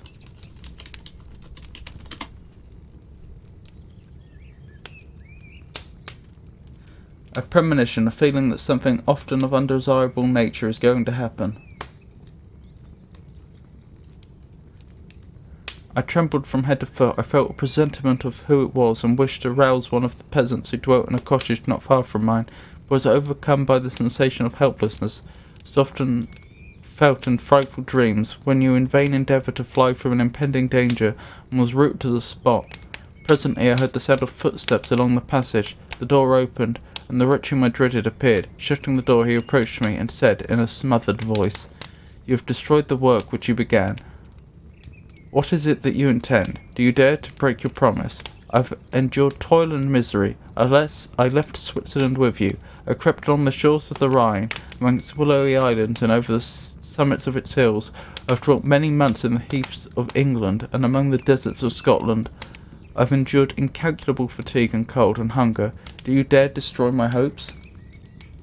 Begone, I do not break my promise. Never will I create another like yourself. Sorry, I do break my promise. Never will I create another like yourself, equal in deformity and wickedness. Slave, I before reasoned with you, but you have proven yourself unworthy of my condescension. Remember that I have power. You believe yourself miserable, but I can make you so wretched that the light of day will be hateful to you.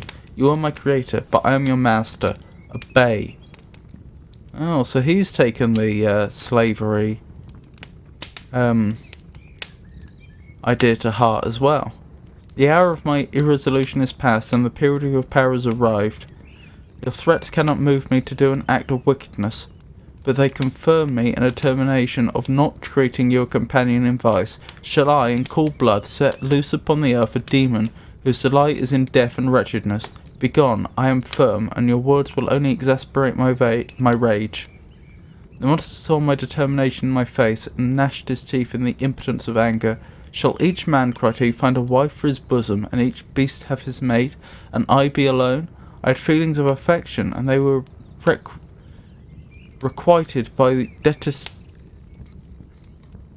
detestation and scorn. Man, you may hate, but beware. Your hours will pass in dread and misery, and soon the bolt will fall which must ravish from you your happiness forever. Are you to be happy, while I grovel in the intensity of my wretchedness? You can blast my other passions, but revenge remains. Revenge henceforth dearer than light or food. I may die, but first you, my tyrant and tormentor, shall curse the sun that gazes on your misery. Beware, for I am fearless and therefore powerless. I will watch with the willingness of a snake, but I may sting with its venom.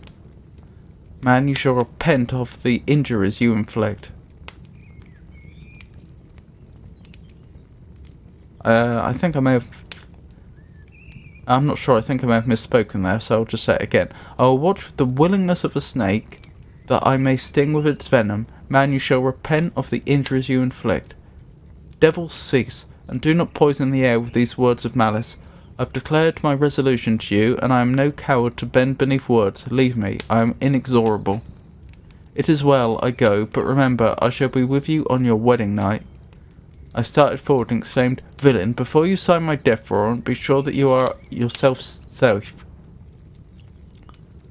Let me say that again. Villain, before you sign my death warrant, be sure that you are yourself safe. I would have seized him, but he eluded me and quitted the house with precipitation. In a few moments I saw him in his boat, shot across the waters with an arrowy swiftness. Which shot across the waters with an arrowy swiftness, and was soon lost amidst the waves. All was again silent, but his words rung in my ears. I burned with rage to pursue the murderer of my peace, and precipitate him into the ocean. I walked up and down my room, hastily and perturbed, while my imagination conjured up 1,000 images to torment and sting me. Why had I not followed him, and closed with him in mortal strife? If I had suffered him to depart, and he had directed his course towards the mainland, I shuddered to think who might be the next victim sacrificed to his insatiate revenge, and I thought again of his words, I will be with you on your wedding night.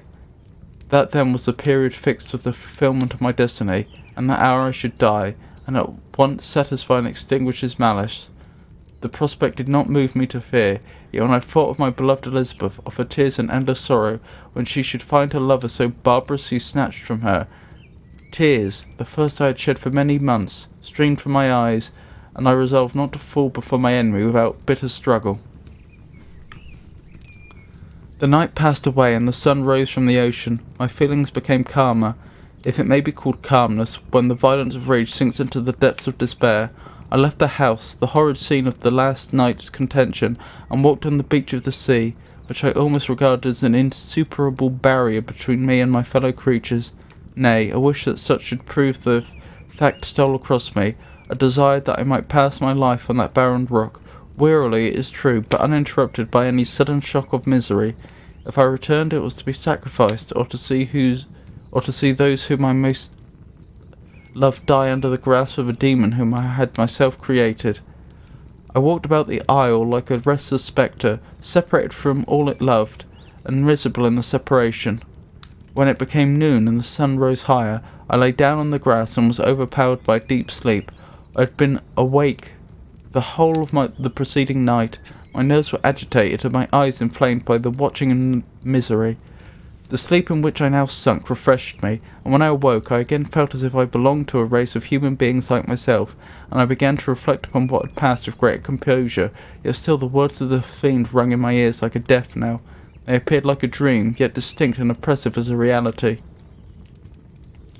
The sun had far descended, and I still sat on the shore, satisfying my appetite, which had become ravenous, with an oaten cake, when I saw a fishing boat land close to me, and one of the men brought me a packet. It contained letters from Geneva, and one from Clerval, entreating me to join him.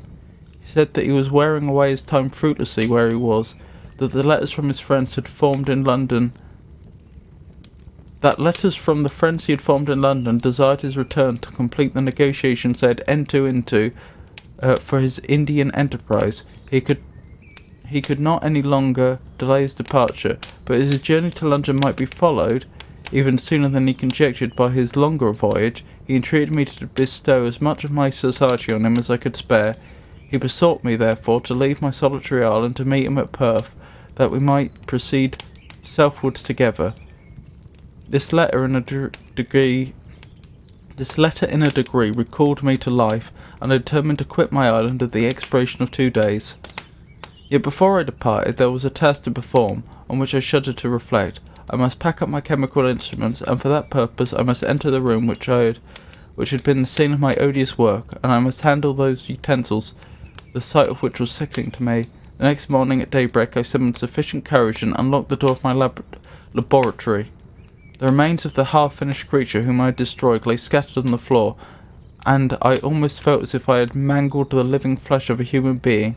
I paused to collect myself, and then entered the chamber. With trembling hand I conveyed the instruments out of the room, but I reflected that I ought not to leave the relics of my work to excite the horror and suspicion of the peasants, and I accordingly put them into a basket with a great quantity of stones, and laying them up determined to throw them into the sea that very night, and in the meantime I sat upon the beach employed in cleaning and arranging my chemical apparatus. Nothing could be more complete than the alteration that had taken place in my feelings since the night of the appearance of the demon. I had before regarded my promise with a gloomy despair, as a thing that, with whatever consequences, must be fulfilled, but I now felt as if a film had been taken from before my eyes, and that I, for the first time, saw clearly. The idea of renewing my labours did not for one instant occur to me. The threat I had heard weighed on my thoughts, but I did not reflect that a voluntary act of mine could avert it. I had resolved in my own mind that to create another like the fiend I had first made would be an act of the basest and most atrocious selfishness. I banished from my mind every thought that could lead to a different conclusion. Between 2 and 3 in the morning the moon rose, and I then, putting my basket aboard a little skiff, sailed out about 4 miles from the shore. The scene was perfectly solitary. A few boats were returning towards land, but I sailed away from them. I felt as if I was about the commission of a dreadful crime, and avoided with shuddering anxiety any encounter with my fellow creatures. At one time the moon, which had before been clear, was suddenly overspread by a thick cloud, and I took advantage of the moment of the darkness, and cast my basket into the sea. I listened to the gurgling sounds as it sank, and then sailed away from the spot. The sky became clouded, but the air was pure, although chilled by the northeast breeze that was then rising. But it refreshed me, and filled me with such agreeable sensations that I resolved to prolong my stay on the water, and fixing the rudder in a direct position, stretched myself at the bottom of the boat. Clouds hid the moon, everything was obscure, and I heard only the sound of the boat as its keel cut through the waves. The murmur lulled me. In a short time I slept soundly. I do not know how long I remained in this situation, but when I woke I found that the sun had already mounted considerably. The wind was high, and the waves continually threatened the safety of my little skiff. I found that the wind was northeast, and must have driven me far from the coast from which I had embarked. I endeavoured to change my course, but quickly found that, if I again made the attempt, the boat would be instantly filled with water. Thus situated, my only resource was to drive before the wind. I confess that I felt a few sensations of terror. I had no compass with me, and was so slenderly acquainted with the geography of this part of the world that the sun was of little benefit to me. I might be driven into the wide Atlantic, and for all the tortures of starvation, or be swallowed up in the immeasurable waters that roared and buffeted around me. I'd already been out many hours and felt the torment of a burning thirst, a prelude to many other sufferings. I looked on the heavens, which were covered by clouds that flew before the wind and needed to be replaced by others. I looked upon the sea. It was to be my grave. Fiend, I exclaimed, your task is already fulfilled. I thought of Elizabeth, of my father, and of Clerval. All left behind, on whom the creature might satisfy his sanguinary and merciless passions. This idea plunged me into a reverie, so despairing and frightful that even now, when the scene is on the point of closing before me forever, I shudder to reflect on it. Some hours passed thus, but by degrees, as the sun declined towards the horizon, the wind died away into a gentle breeze, and the sea became free from breakers. But these gave place to a heavy swell. I felt sick and hardly able to hold the rudder, when suddenly I saw a line of high land toward the south. Almost spent as I was by fatigue and the dreadful suspense I endured for several hours, this sudden certainty of life rushed like a flood of warm joy to my heart, and tears gushed from my eyes. How mutable are our feelings, and how strange is that clinging love we have of life even in the excess of misery. I constructed another sail with a part of my dress, and eagerly steered my course towards the land. It had a wild and rocky appearance, but as I approached nearer, I easily perceived the traces of cultivation. I saw vessels near the shore, and found myself suddenly transported back to the neighbourhood of civilized man. I carefully traced the windings of the land, and hailed a steeple which I at length saw issuing from behind a small promontory. As I was in a state of extreme debility, I resolved to sail directly towards the town, as a place where I could most easily procure nourishment. Fortunately, I had money with me. As I turned to the promontory, I perceived a small neat town and a good harbour, which I entered, my heart bounding with joy at my unexpected escape. As I was occupied in fixing the boat and arranging the sails, several people crowded towards the spot. They seemed much surprised at my appearance, but instead of offering me any assistance, whispered together with gestures that at any other time might have produced in me a slight sensation of alarm. As it was, I merely remarked that they spoke English, and I therefore addressed them in that language. "My good friends," said I, "will you be so kind as to tell me the name of this town and inform me where I am?" "You will know that soon enough," replied a man with a hoarse voice. "Maybe you are come to a place that will not prove much to your taste, but you will not be consulted as to your quarters, I promise you." I was exceedingly surprised on receiving so rude an answer from a stranger, and I was also disconcerted on perceiving the frowning and angry countenances of his companions. "Why do you answer me so roughly?" I replied. "Surely it is not the custom of Englishmen to receive strangers so inhospitably." "I do not know," said the man, "what the custom of the English may be, but it is the custom of the Irish to hate villains." While the strange dialogue continued, I perceived the crowd rapidly increase. The faces expressed a mixture of curiosity and anger, which annoyed, and in some degree alarmed me. I inquired the way to the inn, but no one replied. I then moved forward, and a murmuring sound arose from the crowd as they followed and surrounded me, when an ill-looking man, approaching, tapped me on the shoulder and said, "Come, sir, you must follow me to Mr. Kerwin's, to give an account of yourself." "Who is Mr. Kerwin? Why am I to give an account of myself?" "Is not this a free country?" "Aye, sir, free enough for honest folks. Mr. Kerwin is a magistrate, and you are to give an account of the death of a gentleman who was found murdered here last night." The answer startled me, but I presently recovered myself. I was innocent.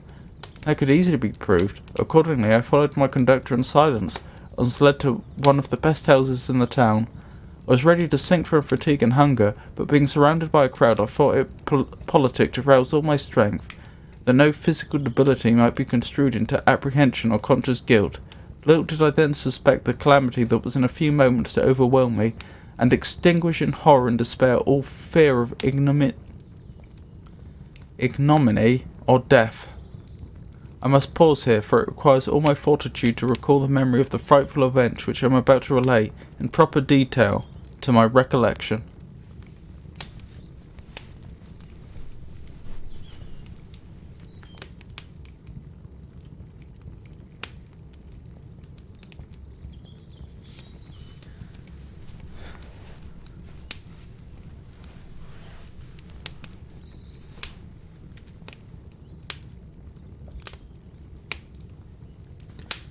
Riddles.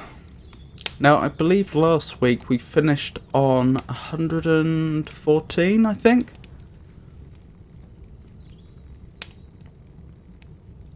Yes, I think so. Which was, what beauties with a grace may do, what when your dress looks well on you, what every social man would be to please the present company, what master for a wife would give, on what a parson's horse may live, what misses use for similes, when fingers smart or headaches tease, what antiquarians gladly give, to make the former ages live, what some men think too bold, to load their chests with ill-got gold, what I with pleasure would pursue, if you, my fair one, would prove true. And I believe the solution to that one was anything. So let's see.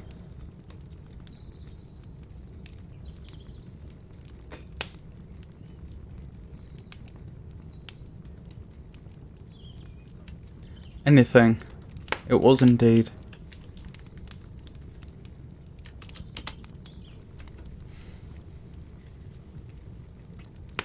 So, 105.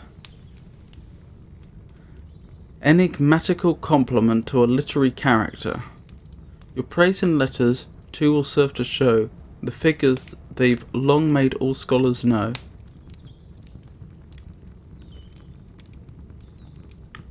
Well, if I understand correctly, this is supposed to be a compliment to a prominent fictional character. I cannot help but think that I probably don't know who that is, given that these, given that this book of riddles is slightly over 200 years old, isn't it? Let's see.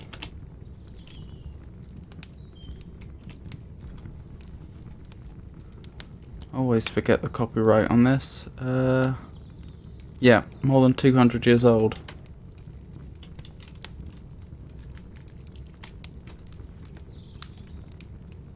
Your praise and letters too will serve to show the figures they've long made all scholars know.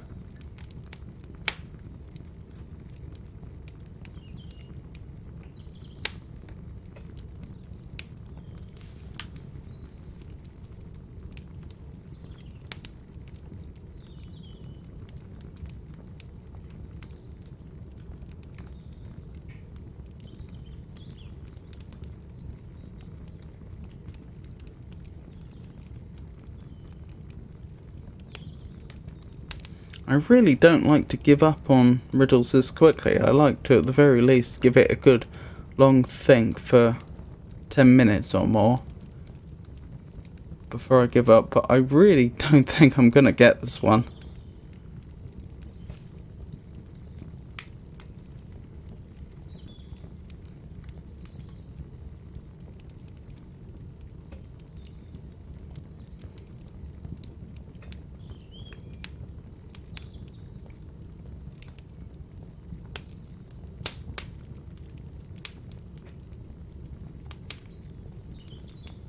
If anyone in chat has any ideas or any suggestions they want to discuss or anything, please leave a comment and we will do so.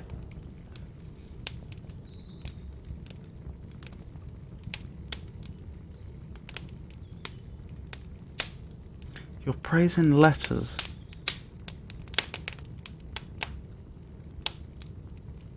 So does that mean letters that are sent to people? As in post? Or letters of the alphabet? Because you're praising letters seems most consonant with it being a letter that you send in the post. But then it says two will serve to show. It seems unlikely that they are referring to two letters that are in a fictional book, although I suppose it's possible. And clearly this literary character must have been written about before 1806 when this was published. Or I suppose in theory as late as 1806, but I think it's very unlikely that even a very, very successful book would be so successful that it would become the centre point of a riddle the same year that the book was published. So who could it be? I suppose any of Shakespeare's work.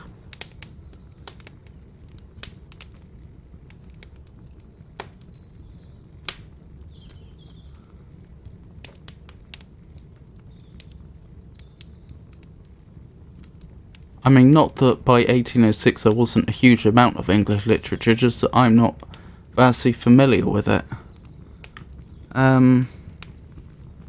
Thing is, Jane Austen was writing around this time. This would have been before most of her work had been published.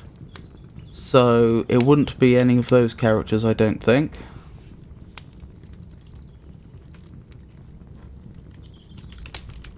And she wasn't even that well regarded at her time. It wasn't till after her death, I believe, that her writing gained wide popularity.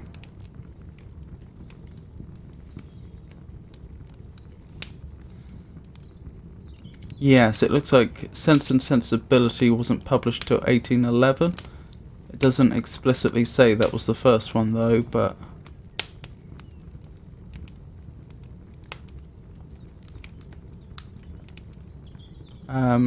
it probably was. So, yep, before then.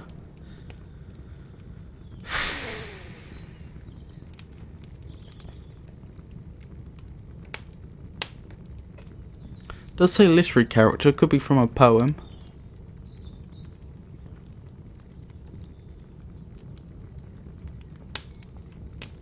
I'm just trying to think of, like, an older story in which letters are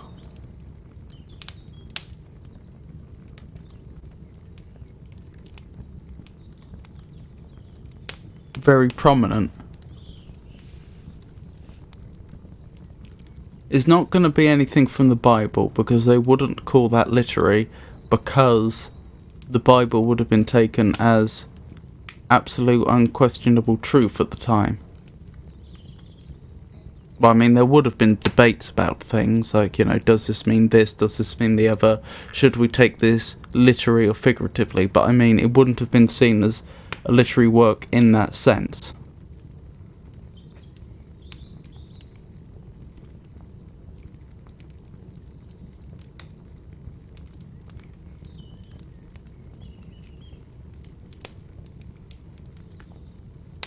But of course that would have been one of the major sources of stories that everybody would have known back then. Which is why it occurred to me, but I think we can dismiss that. No, I don't think I have much chance at all of getting this one, unfortunately. I've got a sneaking suspicion even once I read the answer I won't have a clue what who the character is. XL. Yeah, I don't even know what that's a reference to. Unfortunately, that's all the hints the book offers, so presumably to anyone who lived in the time, XL would have been... Oh, I get it. Your praise in letters too will serve to show the figures they've long made all scholars know. So actually, the enigmatic compliment to a literary character is not referring to a character in literature. Perhaps by literary character they mean a person, a real person, who has a literary bent. But your praise in letters too will serve to show the figures they've long made all scholars know. Excel. Okay, fair enough. If I'd understood, if it had occurred to me what the riddle was actually asking, I might have stood a better chance of getting it, but that still seemed particularly enigmatic to me. Okay, so 116. To nothing add 10, with 3/5 of 2 score, and let them be joined by 500 more. These rightly combined will give you the name of a city that's high in the annals of fame. Well, my first thought is, are they expecting me to do the maths on all this and then turn it into Roman numerals or something? To nothing, add 10.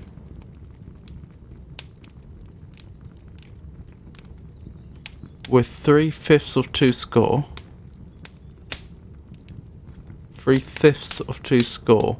2 score is 40. 1/5 of 40 is 8. 3/5 is 24. So you have 10, we have 24. And let them be joined by 500 more.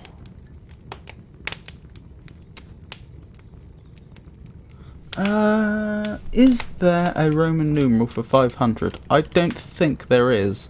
I think that would just be CCCCC. But let's check. There is, it's D. Okay.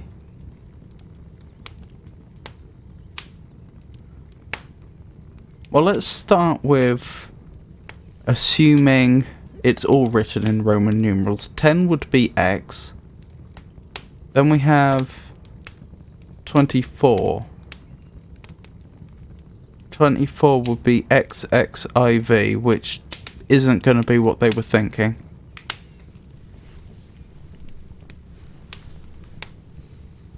Okay, what about 34? That's XXIV, so no.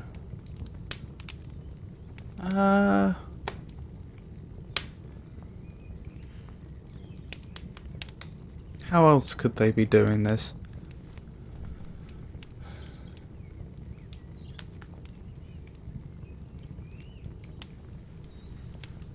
To nothing add 10 with 3/5 of 2 score, and let them be joined by 500 more.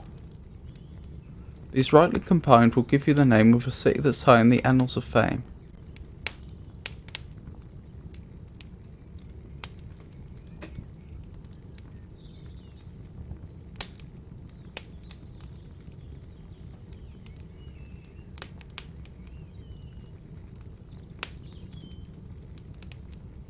Three-fifths of 2 score. Is there a fancy way of writing 3/5 of 2 score?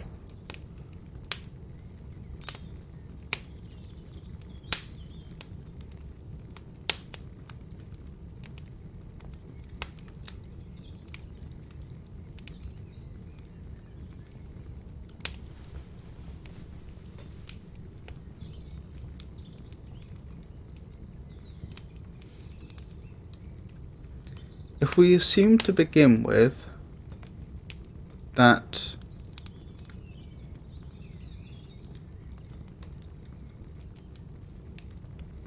it's going to be 10 as a Roman numeral followed by something else followed by 500 as a Roman numeral, that would mean that it begins with X and ends with D.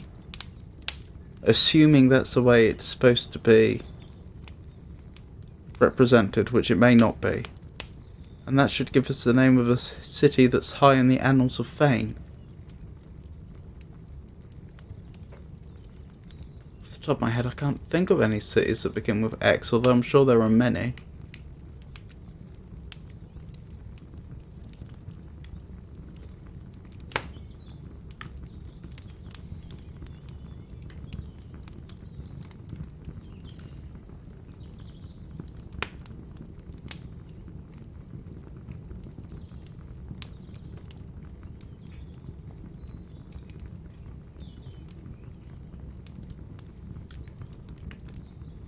To nothing add 10 with 3/5 of 2 score, and let them be joined by 500 more. These rightly combined will give you the name of a city that's high in the annals of fame.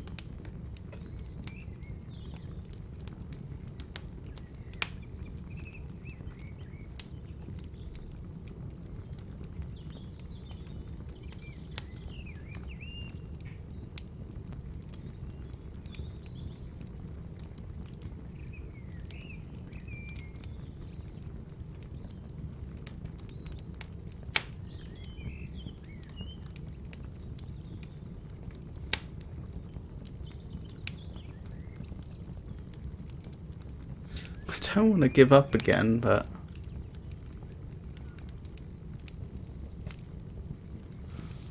But I really don't know. 3/5 of 2 score. Is there a fancy way of writing that?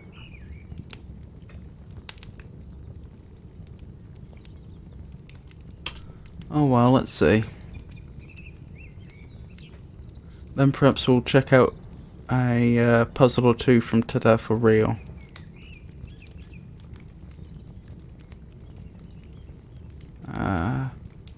Oxford.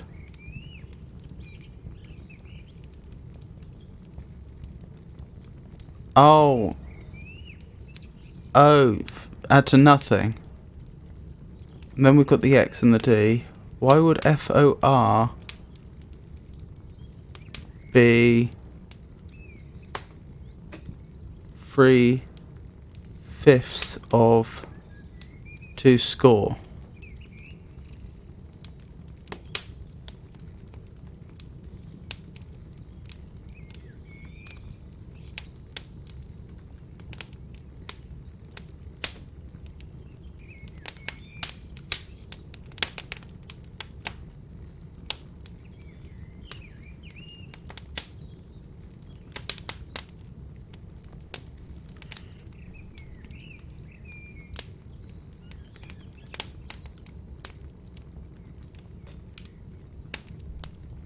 I'm a bit annoyed about not realising about the O though.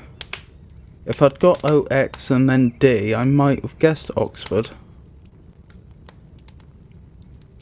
But I can't see how they get to FOR from 3/5 of 2 score.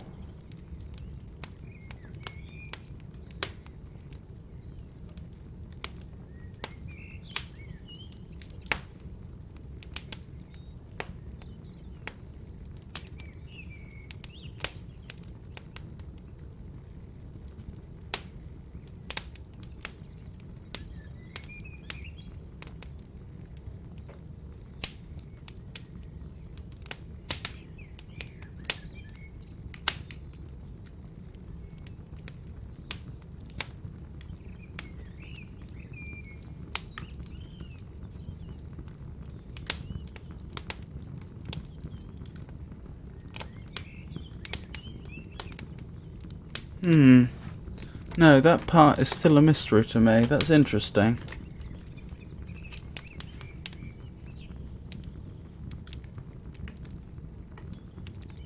To nothing add 10 with 3/5 of 2 score.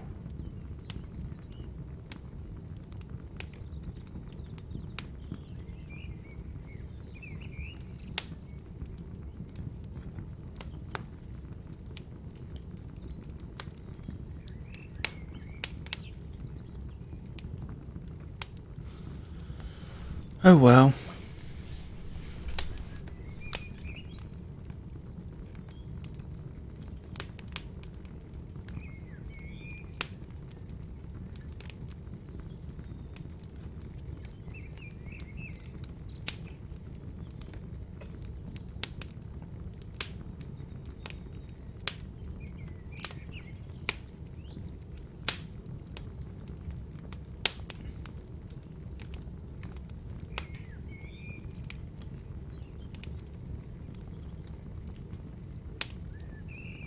So, let's look at one of these word puzzles by Tada for real. My first one-word wonder puzzle I created for Tanga.com in 2007. Email me the one-word answer first to win. Hint, be at your computer for this one. Cutie, 3-dimensional, a pound, greater than 9, recreational vehicle. Between dusk and dawn.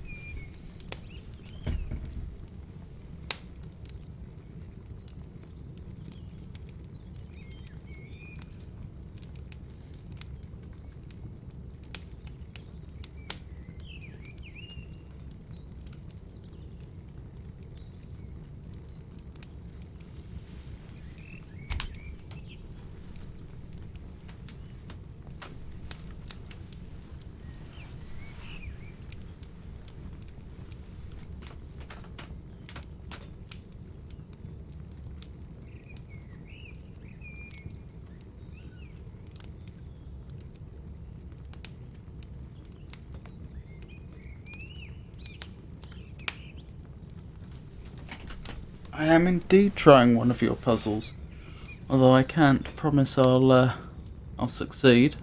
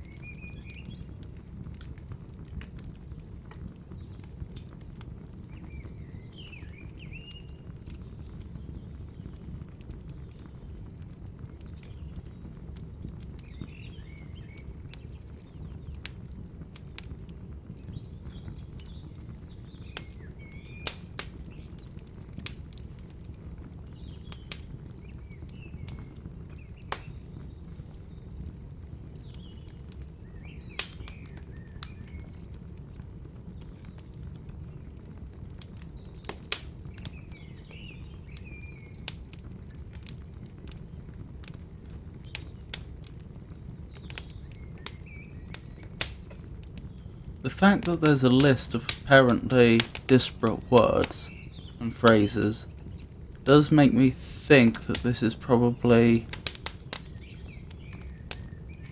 a puzzle where you're supposed to deduce individual parts and then put them together. So for example, each line might represent a letter or something like that.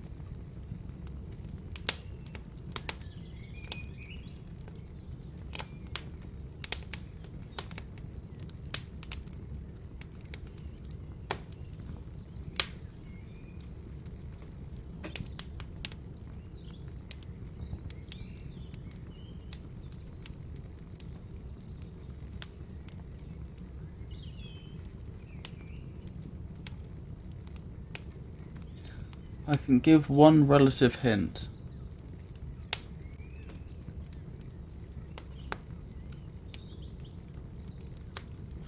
Alright then.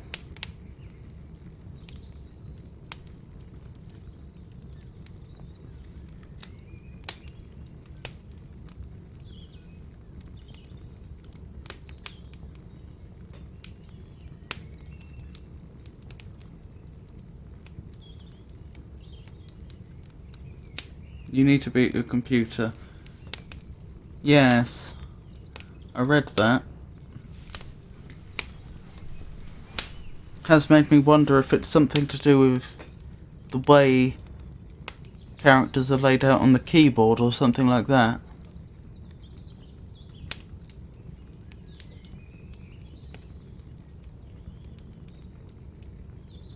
Since clearly if you printed off that image it would look identical with a sufficiently good printer.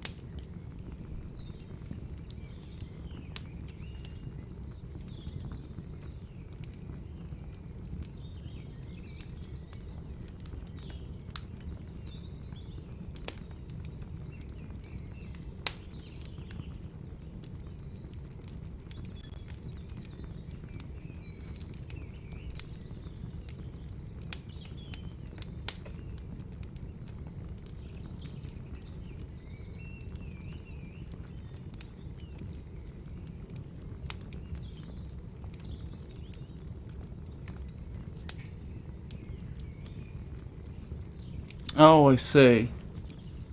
I think the answer is werewolf. Because between Q and R, sorry, between Q and T, you get WER. Between 3 and D, you have another E, which makes where. And between between 9 and the greater than symbol, you have an O and an L in a diagonal. And between R and V, you have an F. I'm not sure about the pound one, but that gets me to where dash Ulf, and it says between dusk and dawn, not between dawn and dusk, so that means at night.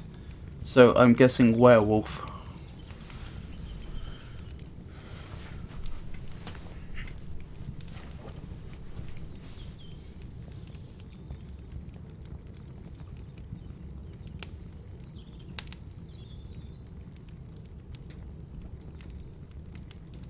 Pound sign is now called hashtag.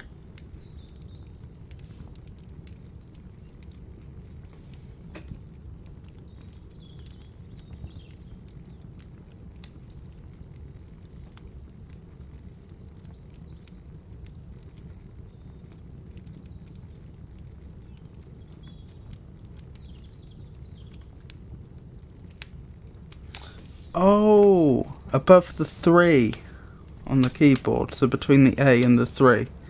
I'm using a UK keyboard, so I don't know if the layout's different, but we have the pound money symbol above the 3, so that's where the W comes from. That makes sense.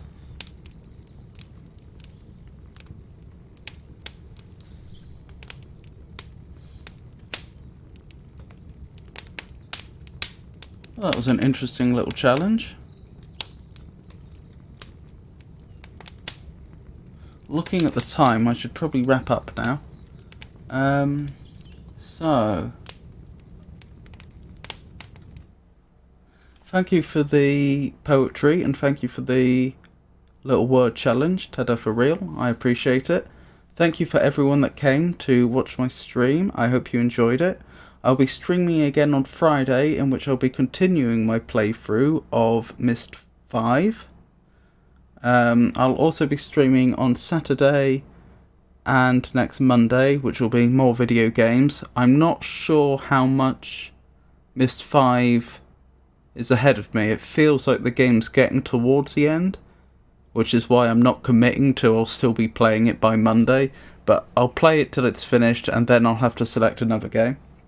Next Wednesday, of course, we'll be back to Poetry, Prose and Riddles. So, once again, thank you for coming. I hope you have a wonderful night, and good night.